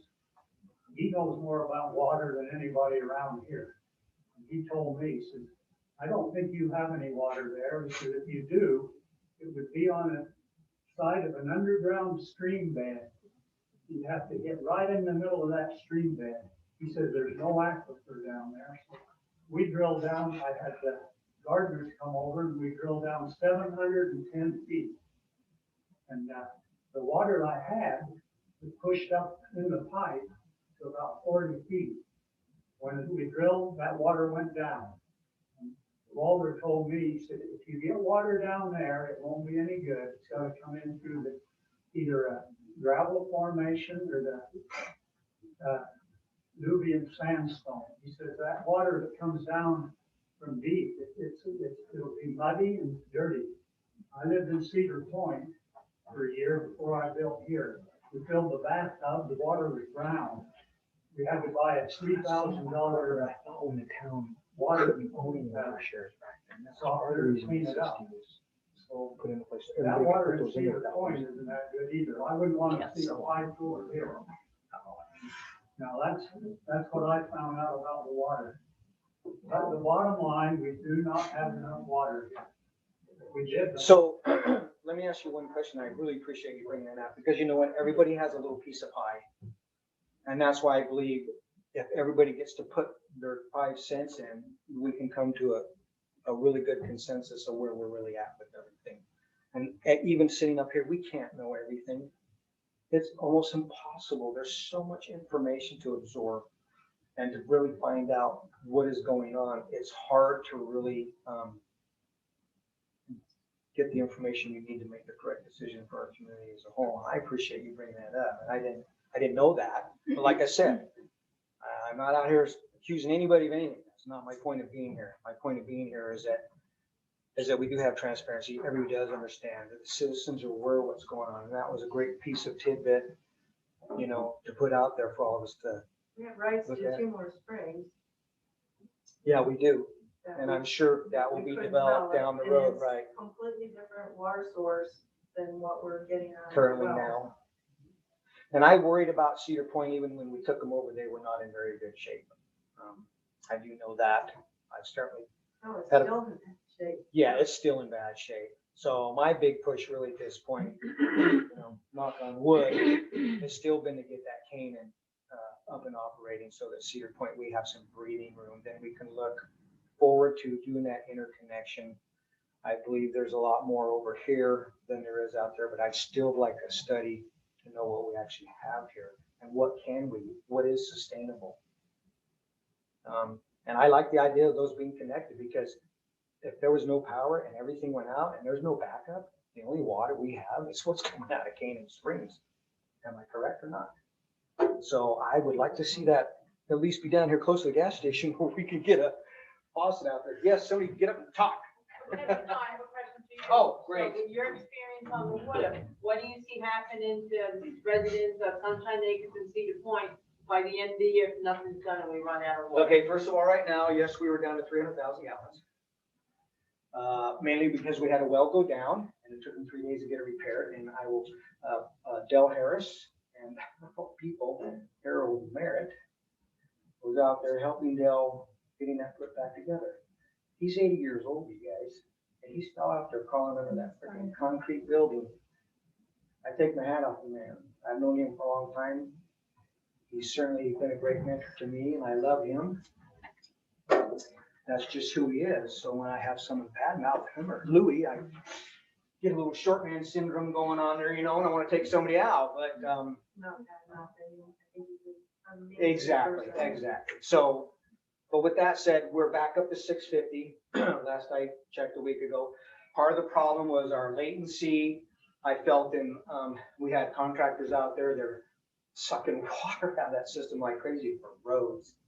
I mean, I'm not gonna say anything for anybody, even me, but what we should have done was that's stopping immediately today. You need to come down to the gas station. I'm sorry, it's a little more cost for you to haul it out there, but we can't keep tapping Cedar Point. And so we did not, it took a long time for us to regain that. And then that hammer finally came down on the contractors that were out there. And I'll thank the current administration for getting that done. But it should have happened a long time ago. We would have recovered much quicker. And last I looked a week and a half ago, we were at about 650. So my main concern was fire flow. Okay, because like I said, I try to wear many hats, and you have to wear a lot of hats up here to get things done. And we, the council, we need to serve wherever we can, as much as we can, in all positions, with everything. And there's been things implemented that we weren't doing in the past, like the JUC. They'll better implement it. I mean, it's on records. We just weren't doing it. And it's no one's fault, but you bring everybody together so we're dotting the I's and crossing the T's. It's just little things that help make huge improvements along the way. But the water out there is still crappy. The stuff coming out of spring, it's beautiful. Where is this, Cedar Point? No, that's the water coming out of Canaan. Yeah, see, yeah. I mean, ask about Cedar Point, because I don't want to get me started on that. This clean spring water was dirty. We don't. When we start putting that spring water in there, John, those pumps aren't going on. Now, We're getting 61 million gallons. We're getting 61 million gallons of flow out of that on it per year. the well, Let's knock on wood just a minute, John. Let me finish and I'll let you say that. We're not pumping those wells into them tanks when that the spring well stuff that out. Franklin Hardbon, owned by Bill Kimball. I called him up. I drilled a dry well, and Bill Kimball told me, he said, you gotta drill deeper. He said, I had to drill down something like 600 and something feet to get good water. So I drilled down deeper.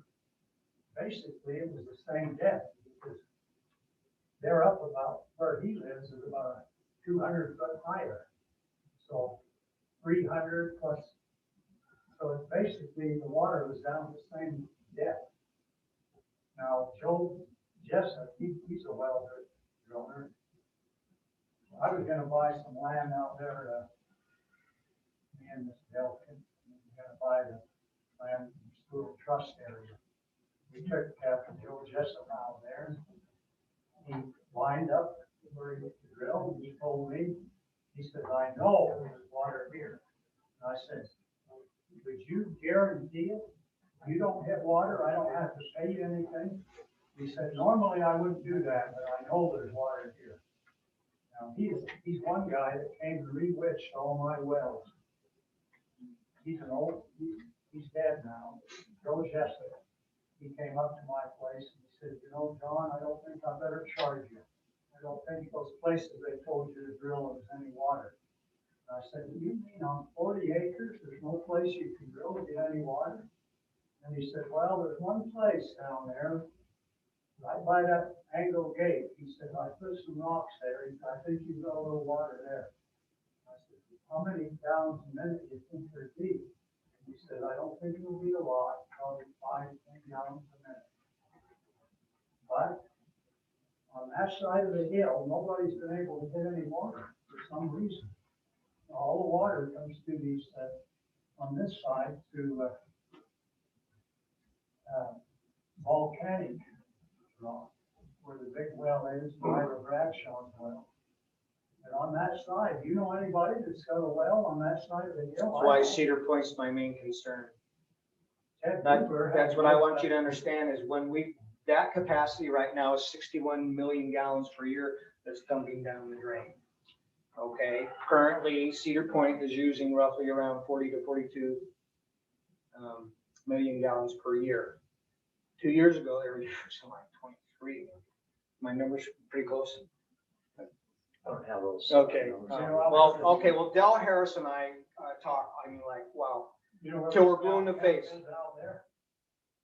Do I know where what is? Ed Hubler let them hook onto the town water out there for the scout camp. Right, You have to turn the town water on so the scouts have a hydrant. right.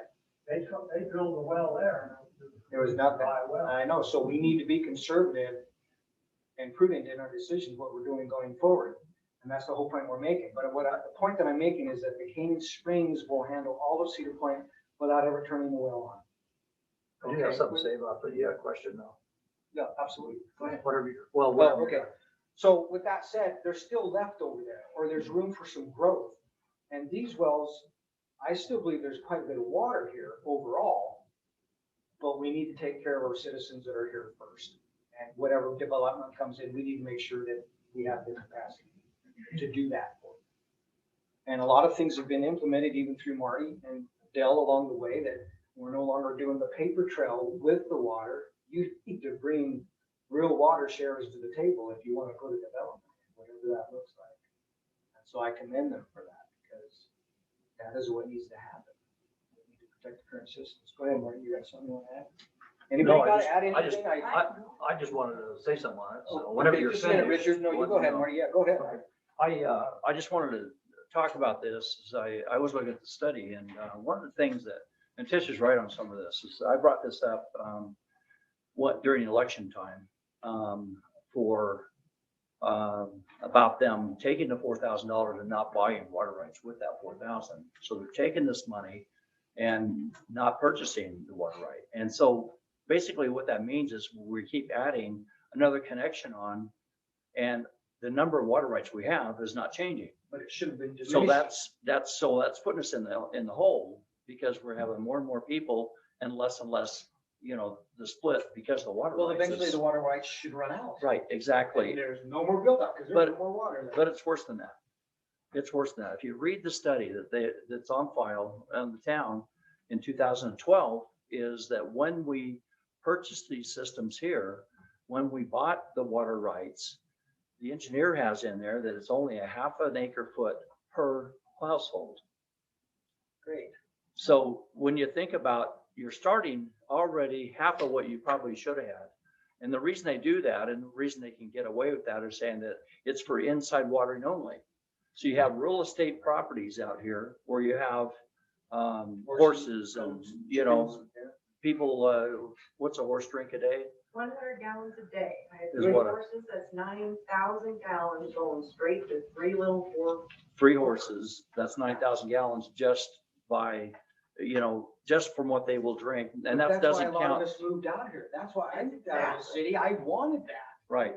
And I don't And care then- that there was dirt roads. And then if you have grass or trees, It's even worse. it's even worse than that. But if the allocation was only a half an acre foot per household, we're already in the hole. Plus, we're not buying water rights. And this is what upset me. And I talked to Harold Merritt a long time ago about this. The practice never changed though. They still have not purchased any water rights. And that's what has to change. We need to be responsible. When we take in $4,000, we go and pay for a water right and buy it. That's one less water right in this valley Right, that somebody can't. that someone else can't use preserve our to go water. and drill a well. And that's important that we do that. That And it's is still not happening after all these years. They're still just living on that money. Is there and that's anybody what- that disagrees with that? And that's what, I'm asking the citizens. Yeah. so.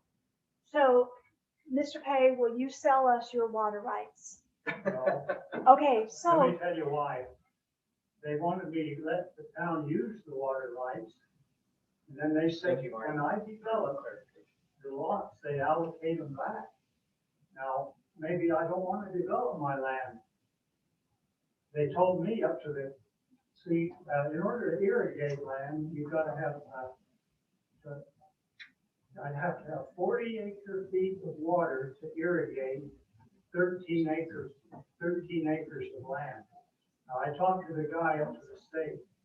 Now that, if you were growing crops, potatoes or something, you need a lot more water. He told me, we get the monsoons and we get some rain. So all I would have to do is my pasture watered during the times when there's no water. Now, this year, I planted Siberian wheatgrass, the toughest grass in the world. It was doing real good up there till this year. We didn't get any water, and all the field died. And I called the guy up where I bought the seed, and I asked him a question. I said, is that grass gonna come back? And he said, I think it will. He said, it looks dead, but it's dormant. He said, if you can get some more rain, it'll come back again. But if everybody planted a dry land pasture or some kind of grass, it doesn't take much water. And like you said, fish, horses drink a lot of water. They drink a lot more in the summer too. Now mine drink about 3 times more when it's hot than they do in the winter. It's like you're gonna drink more water in the summer than you do in the winter. So my question is based off of, I think we're making an assumption here, and perhaps you have had conversations and other people have had conversations, but the assumption is that people are willing to sell their water rights. So there's hundreds of water rights available, and we used to have them in the bank, but because we never purchased those water rights all along, the people that own those water rights pulled them out, but they're still for sale. So in the 2015 water study, we actually have, I think you said this, we actually have more water rights on paper than we actually have water. There's a deficit of 317 acre foot of water. So paper is great, but I go back to what Mr. Pay has said and what others have said. Paper is great, but it's actually real water that counts. And so That study counts the water rights that are owned by other people that are banked in the district. but it doesn't change the fact that real water is what counts, not just paper. So I go back to what Mr. Pay has said that, and let me address the gist of your question. Why should we have a water board? This is just one example of why you're worried about that. So that's just one example. I believe that there's been a lot of miscommunication in our community. We have had situations where people have stopped communicating with each other. And so we didn't work together. The water board and the town administration kind of set up a scenario where they weren't communicating or weren't communicating well. And it fostered mistrust. It fostered bad feelings. And it fostered a situation where we weren't working together for the betterment. So when you did make that decision to assume administrative control, the mayor and a town council member became a part of the board. My concern has been that didn't even function well, that there was not communication in that format either. But it's not because we don't care. It's not because they don't care. It's not because they weren't trying to do a good job. It's because we have got to get back to open communication, sense of trust in each other, sense of trust in our community, sense of trust from the residents to our leadership. That's what I think is really got to be a main focus moving forward, is reestablishing that trust between the residents and the town, between different functions. I've heard people in the planning commission feel ostracized. They feel completely left out. We need to re-engage our planning commission and reactivate them. I want to see many, many, many more citizens engaged in roles that contribute to the town's success, not fewer. And in fact, I actually would love to see the mayor's role not be so much of a monarch. You know, I want to see the planning commission have their role and they contribute and they're heard. The town council is the legislative body. They have their role. They contribute. The fire department, the roads, the activities, and even the water board if we choose to keep it. But I certainly think that more members of the community need to be involved, not less. That's how we're going to succeed and reactivate our community again. Thank you. I'm gonna, Marlene, I just want to, Richard, he's trying to get in for the last. I was gonna respond to something she said, if you don't mind, is that all right? Yeah, go ahead. Something she said kind of pushed one of my little buttons, and so I'll sorry. Debate. Yes, yes, yes, and that's that that somehow the mayor has ostracized the water district. The water district in 2018 couldn't pay their payments, $65,000 payment when Robert Campbell came in. So they couldn't make that payment. So one of the things that they mentioned at the time was like, they were almost glad that Rick Mosier didn't get elected.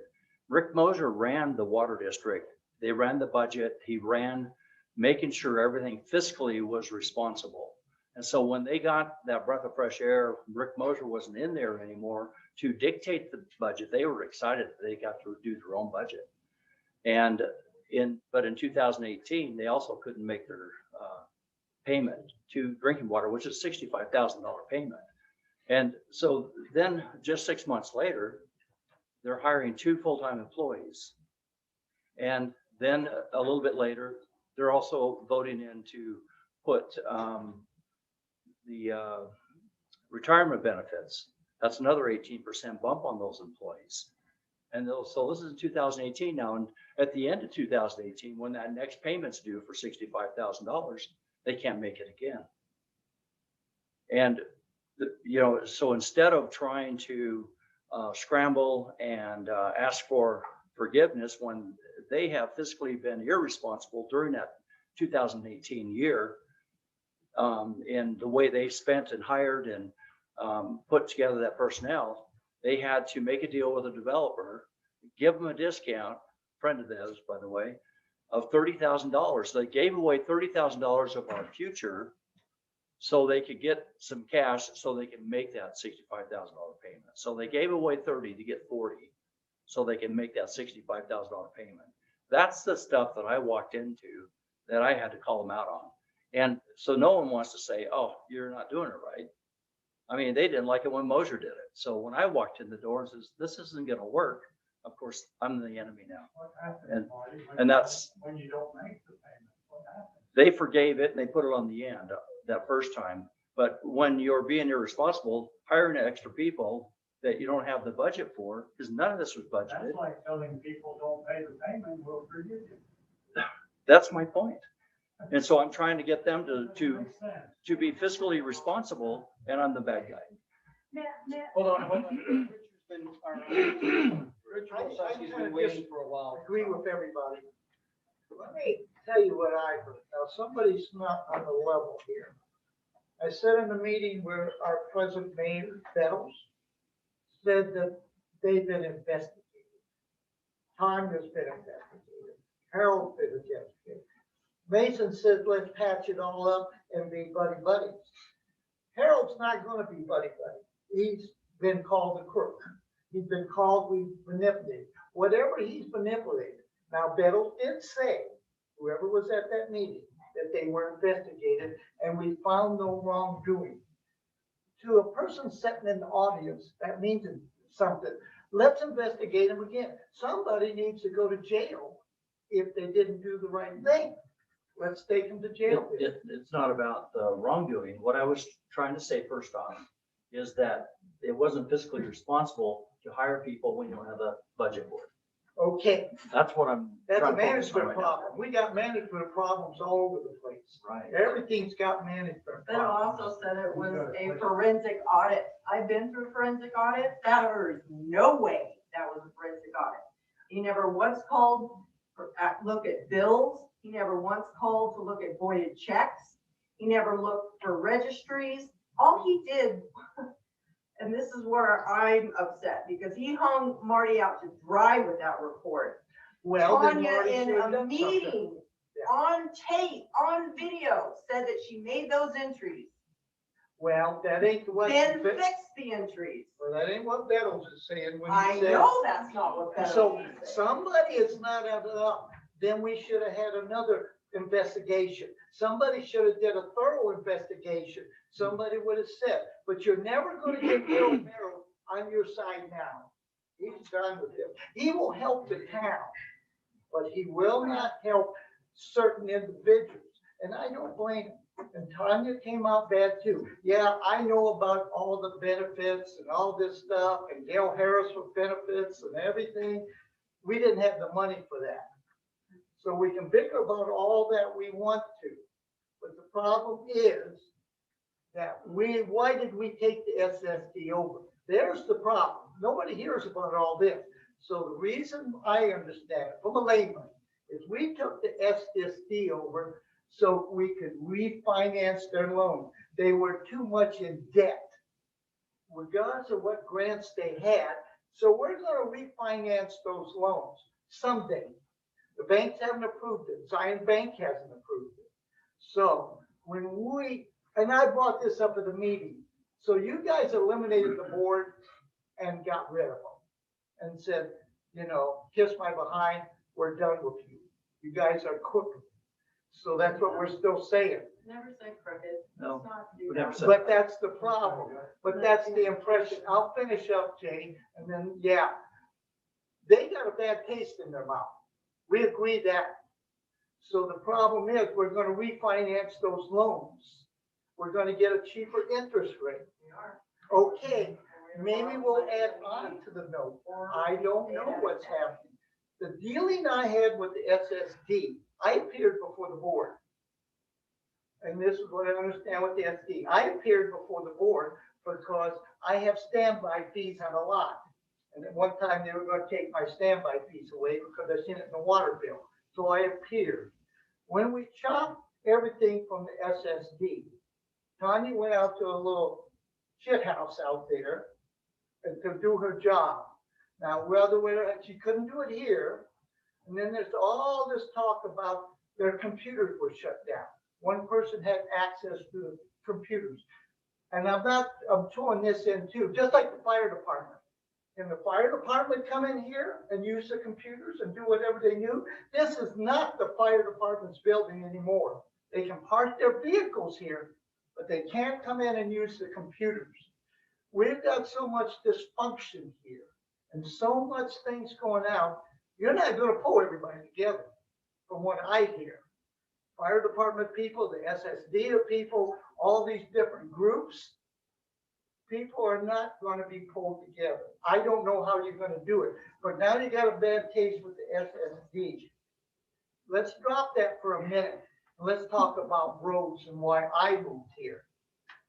I know Goobler, what he did up there, and I know the pipelines, they tore it up, and I know about Moser.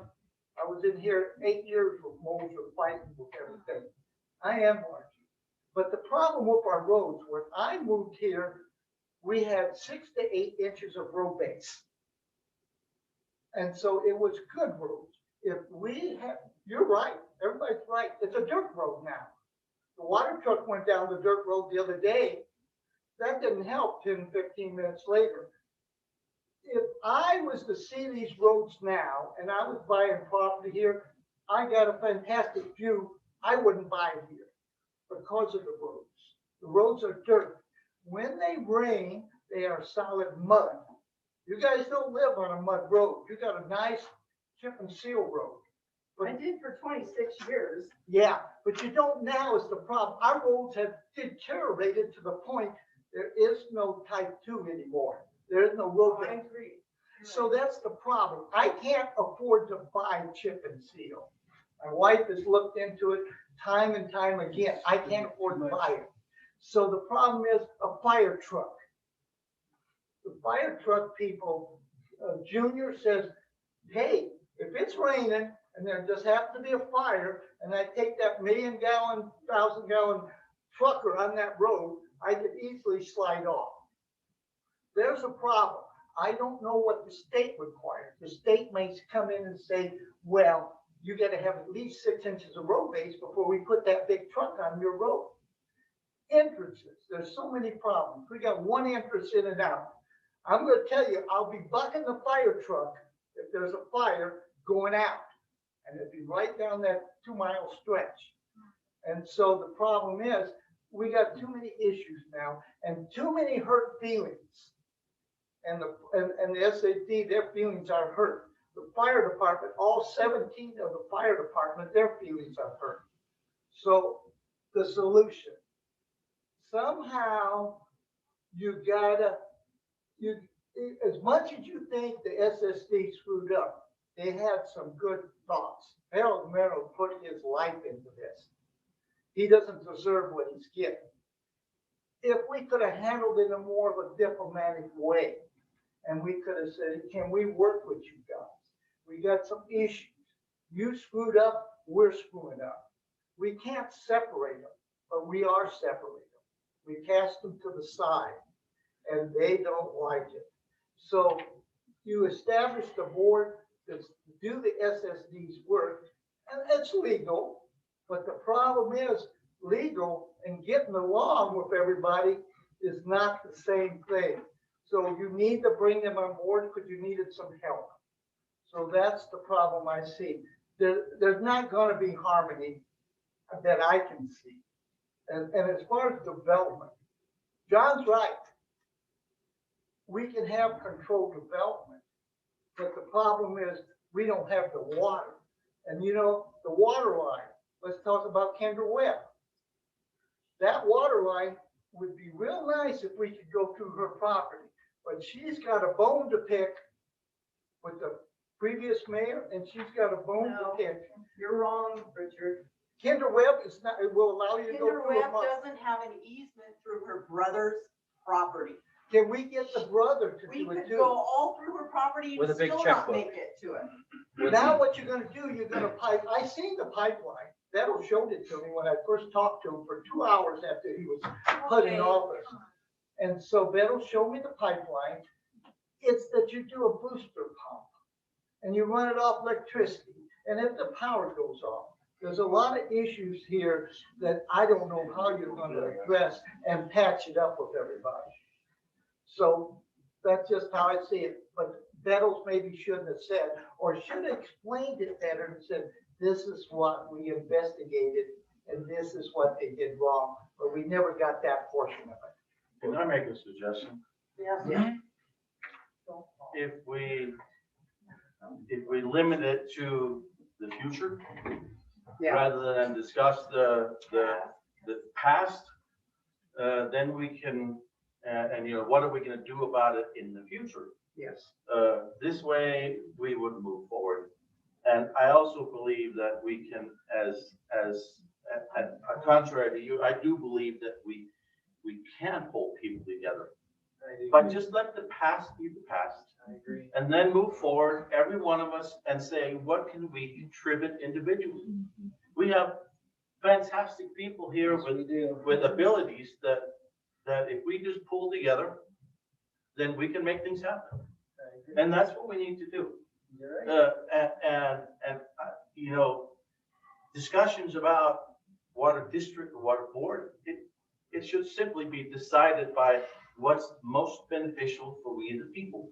What costs us the least. That in the end, it's our left pocket and our right pocket. We the people own the district. We the people own the town. So whatever costs the less, that's what needs to be the deciding factor, not this person, that person, or anything else. And the same thing with the development. If we don't have adequate water to support the citizens that live here now, it's a no-brainer.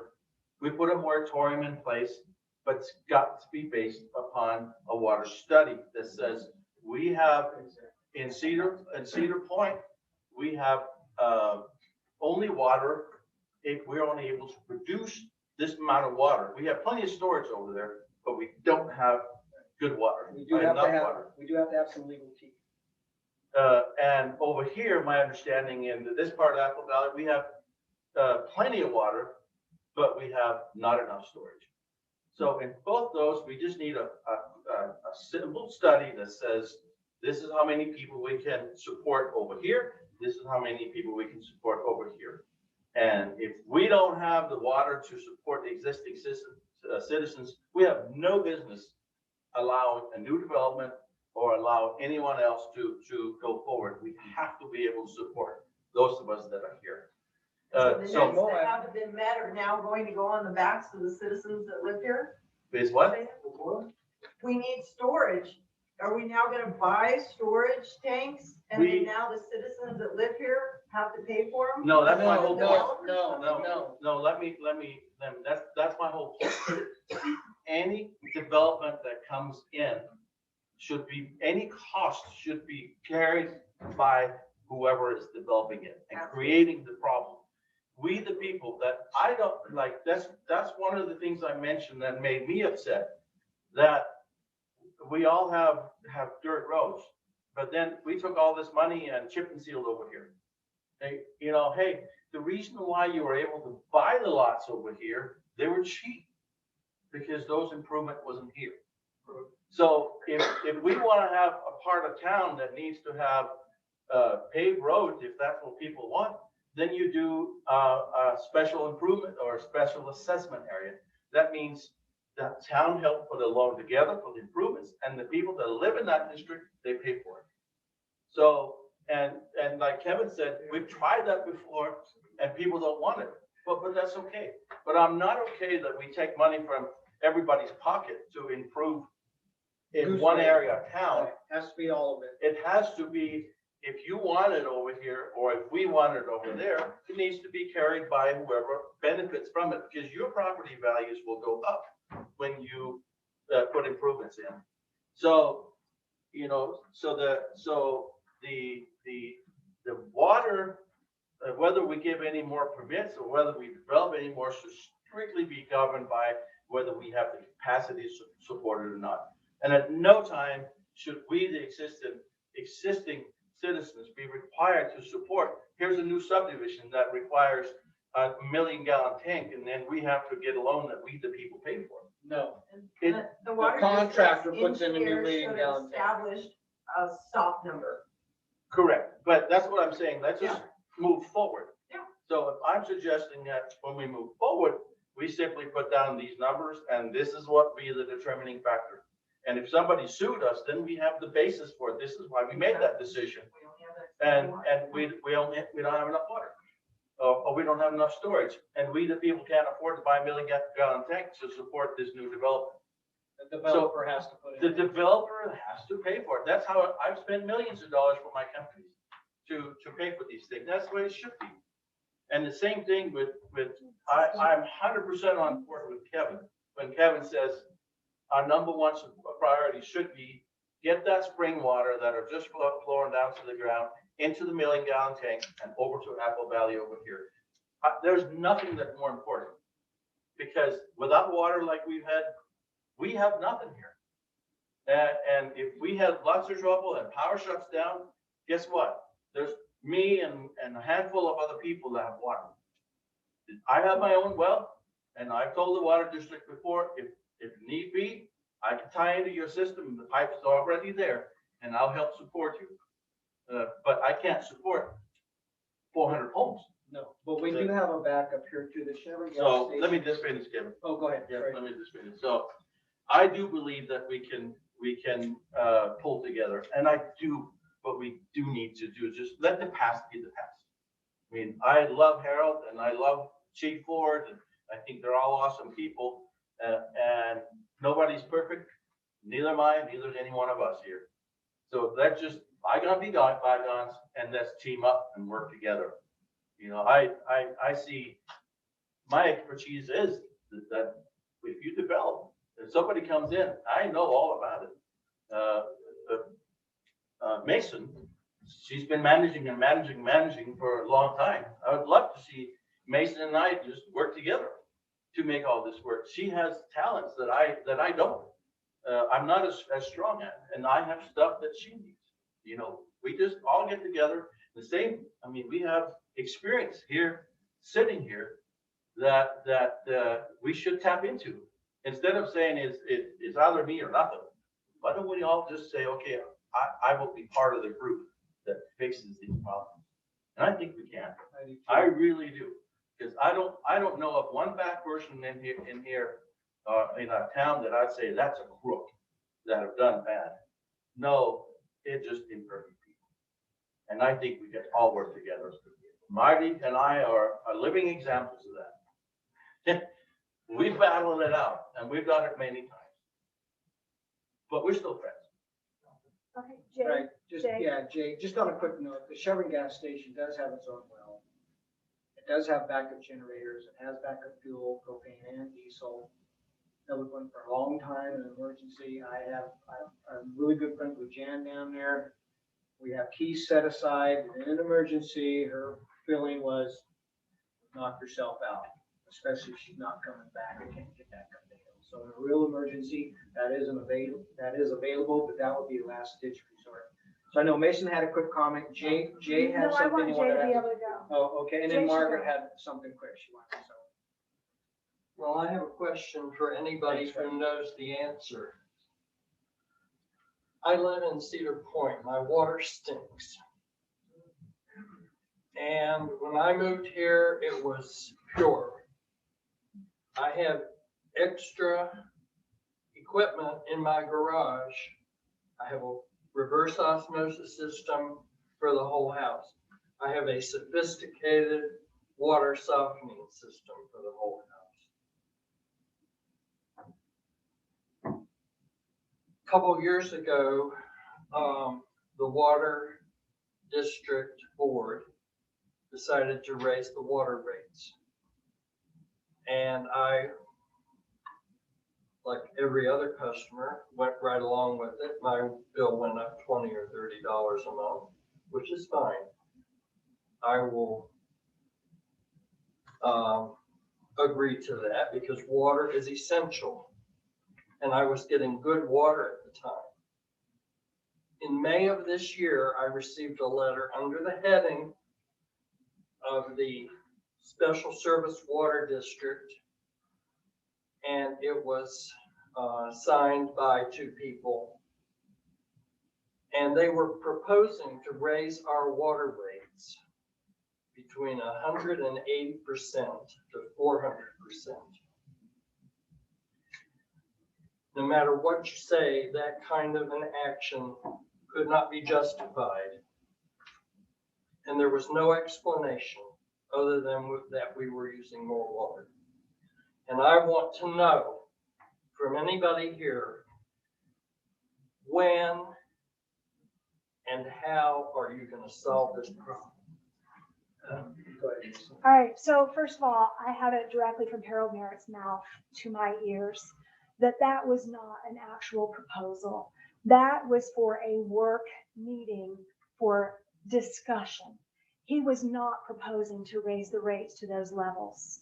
It was intended for a work meeting for the panel, the water board, which included the mayor, a town council member, others, for discussion only. The Well, fact it that it made got it- out to you. It reached to the town council. Exactly. It shouldn't have. It shouldn't have.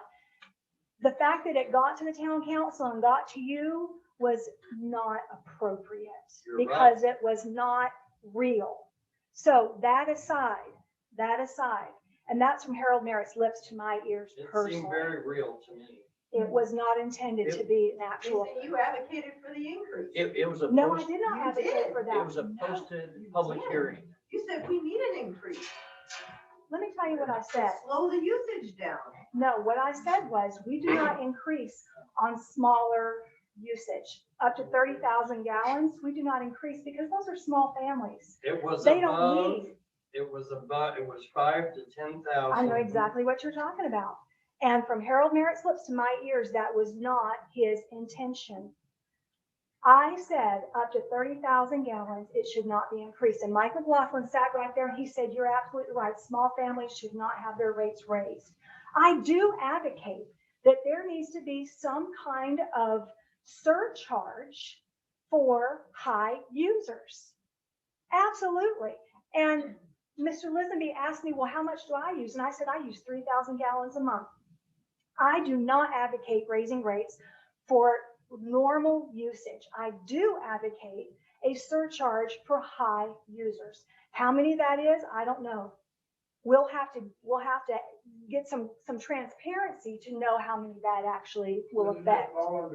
Doesn't that fall under Dale Harris going around every month and checking the meters? He comes to my front yard. Yes. He reads the meter and whatever I use, whatever he reads, that's what I pay on the end of the month. Whether- Exactly. And let me tell you what I've been told as well from How a do they not citizen. know who's using more and who's using That less? they do know. They're just not releasing that information. So let me tell you what I do know. I have a resident in Cedar Point that has said to me that he has had at least 2 bills with 0 as his usage. I've had one.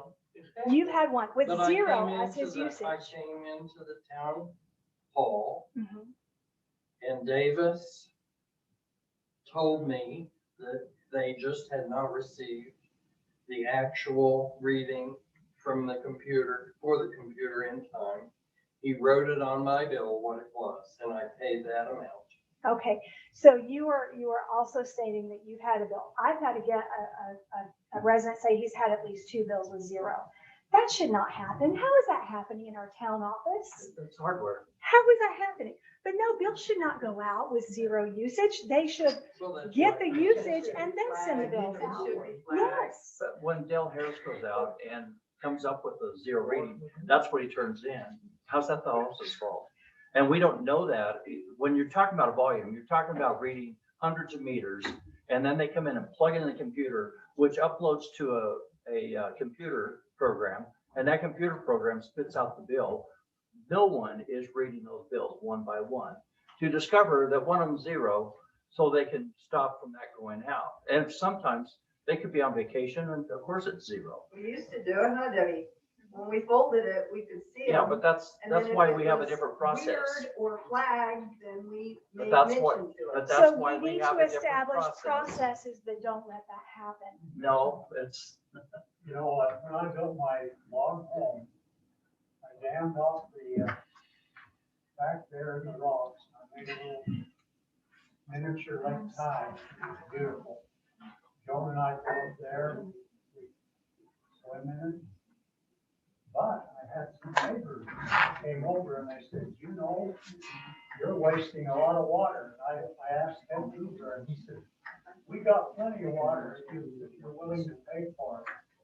But they didn't like me having that little pond back there. Now, I'm not pointing fingers, but some people have swimming pools and a lot of water. Now, if they can pay for the water, and there's enough water, I don't care how many swimming pools they have. Exactly. So if you choose to have In horses, my backyard, how come they can have swimming pools? if you choose to have horses, if you choose to have livestock, then your water bill is going to be higher.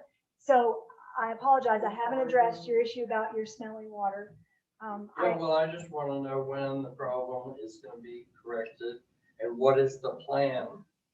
In the future, as Frank said, let's think about the future. Let's work with the problem, but let's move forward. I mean, the answer is the spring.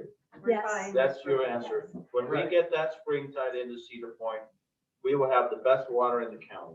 Great. It's I figure phenomenal. We will. And that's why I said number one priority, get. And there won't be any need to run the wells. How long is That's it only in going an to take? emergency. Well, we've been working on it. I say It's we, I mean, everybody's been working on it a long time. we have a team of engineers that are finishing up the paperwork that's required. We have the funding in process, in place to do it. What we don't have is all of the studies that are required. And we have Sunrise Engineering, and they have multiple people working on it, collaborating right now Okay, to so expedite that. We how tried to long do is this all that back. gonna take before we can actually put the bulldozers into the ground and start dropping pipe? I'll tell you what, I was told back in February. I asked Harold Merritt, let's not use Rod Mills on this project because he takes forever. He promises and doesn't deliver. And I said, let's hire somebody like Sunrise Engineering. And they told me that it would take them 90 days to get all of that paperwork together, ready for the funding. All we need is the paperwork. We already have the funding approved.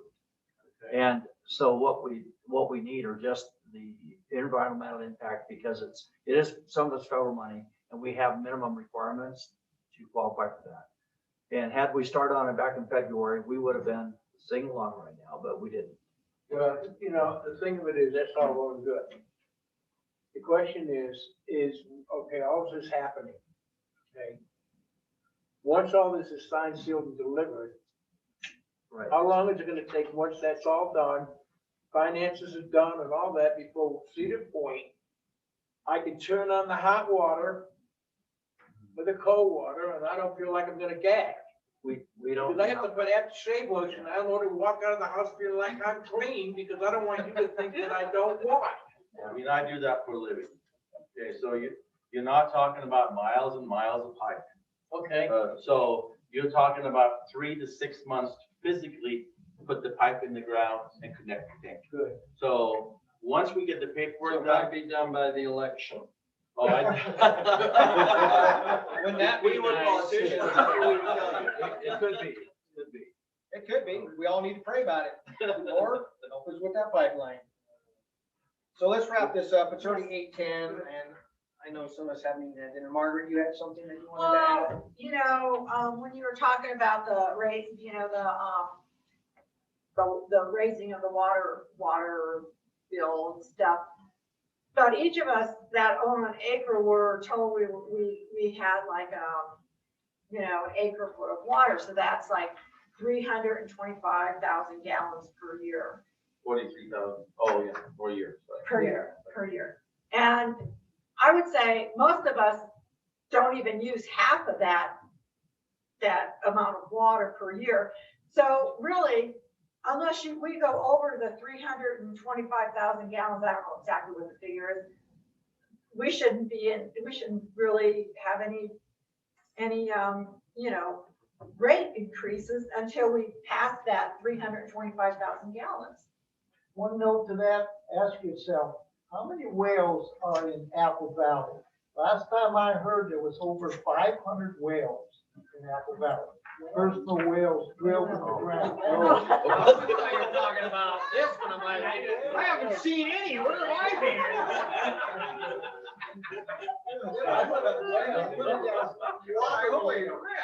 Yeah, well, rock over there. So how many whales are there drilled? I honestly don't know. Dale Harris knows. Dale Harris is the man. Dale Harris is. You got any the man. problems, talk to Dale Harris. 'Cause And that guy then, knows his stuff. on the same note, ask how many meters are on these water wells. Probably none. Probably a lot of. Probably none. And when they're pumping out here in the field, and they can cut that alfalfa 3 and 4 times a year, how much water is going that way? There he is right now. Yeah. The man. 1 million gallons a day.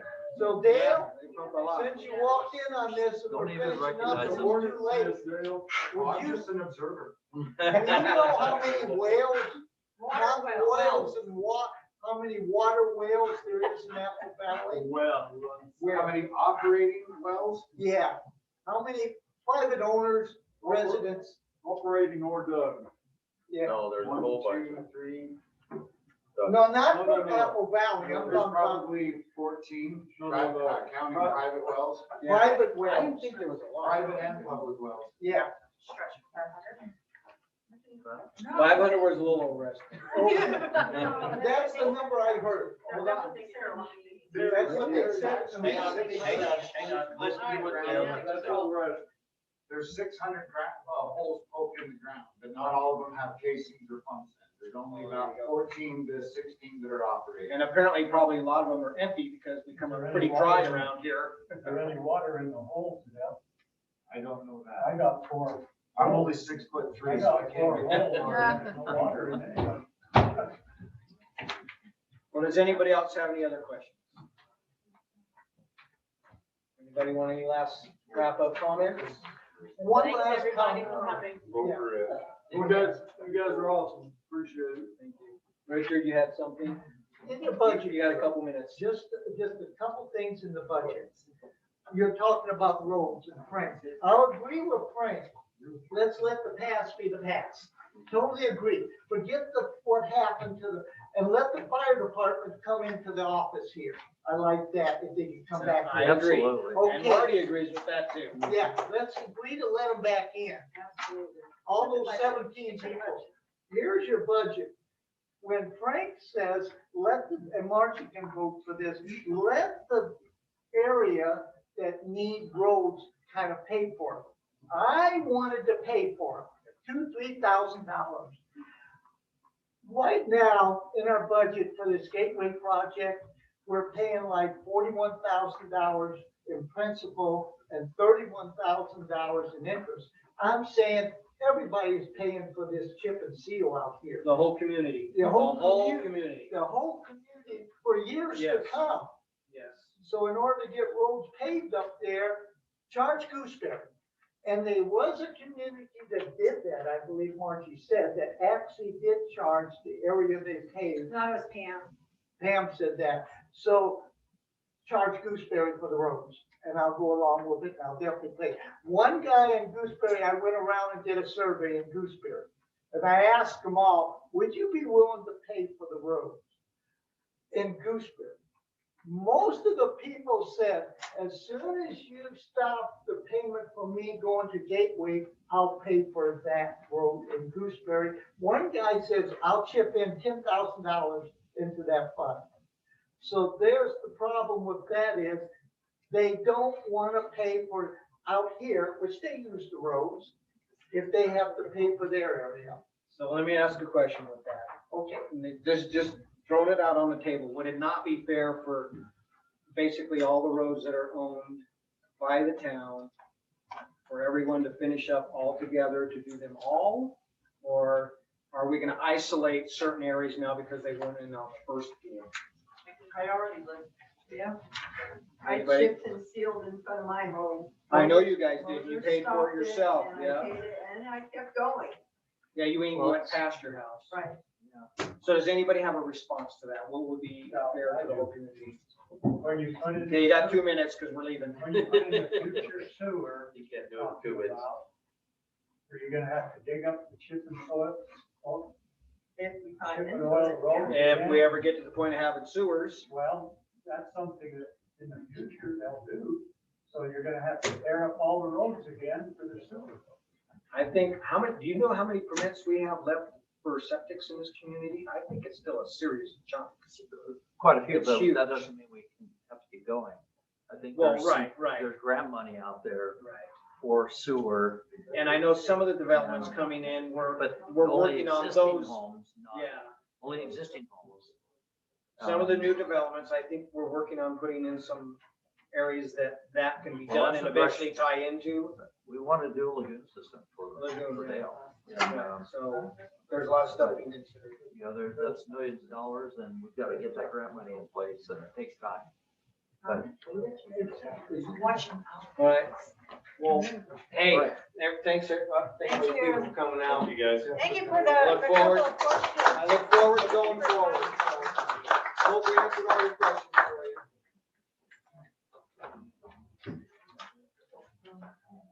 Yeah.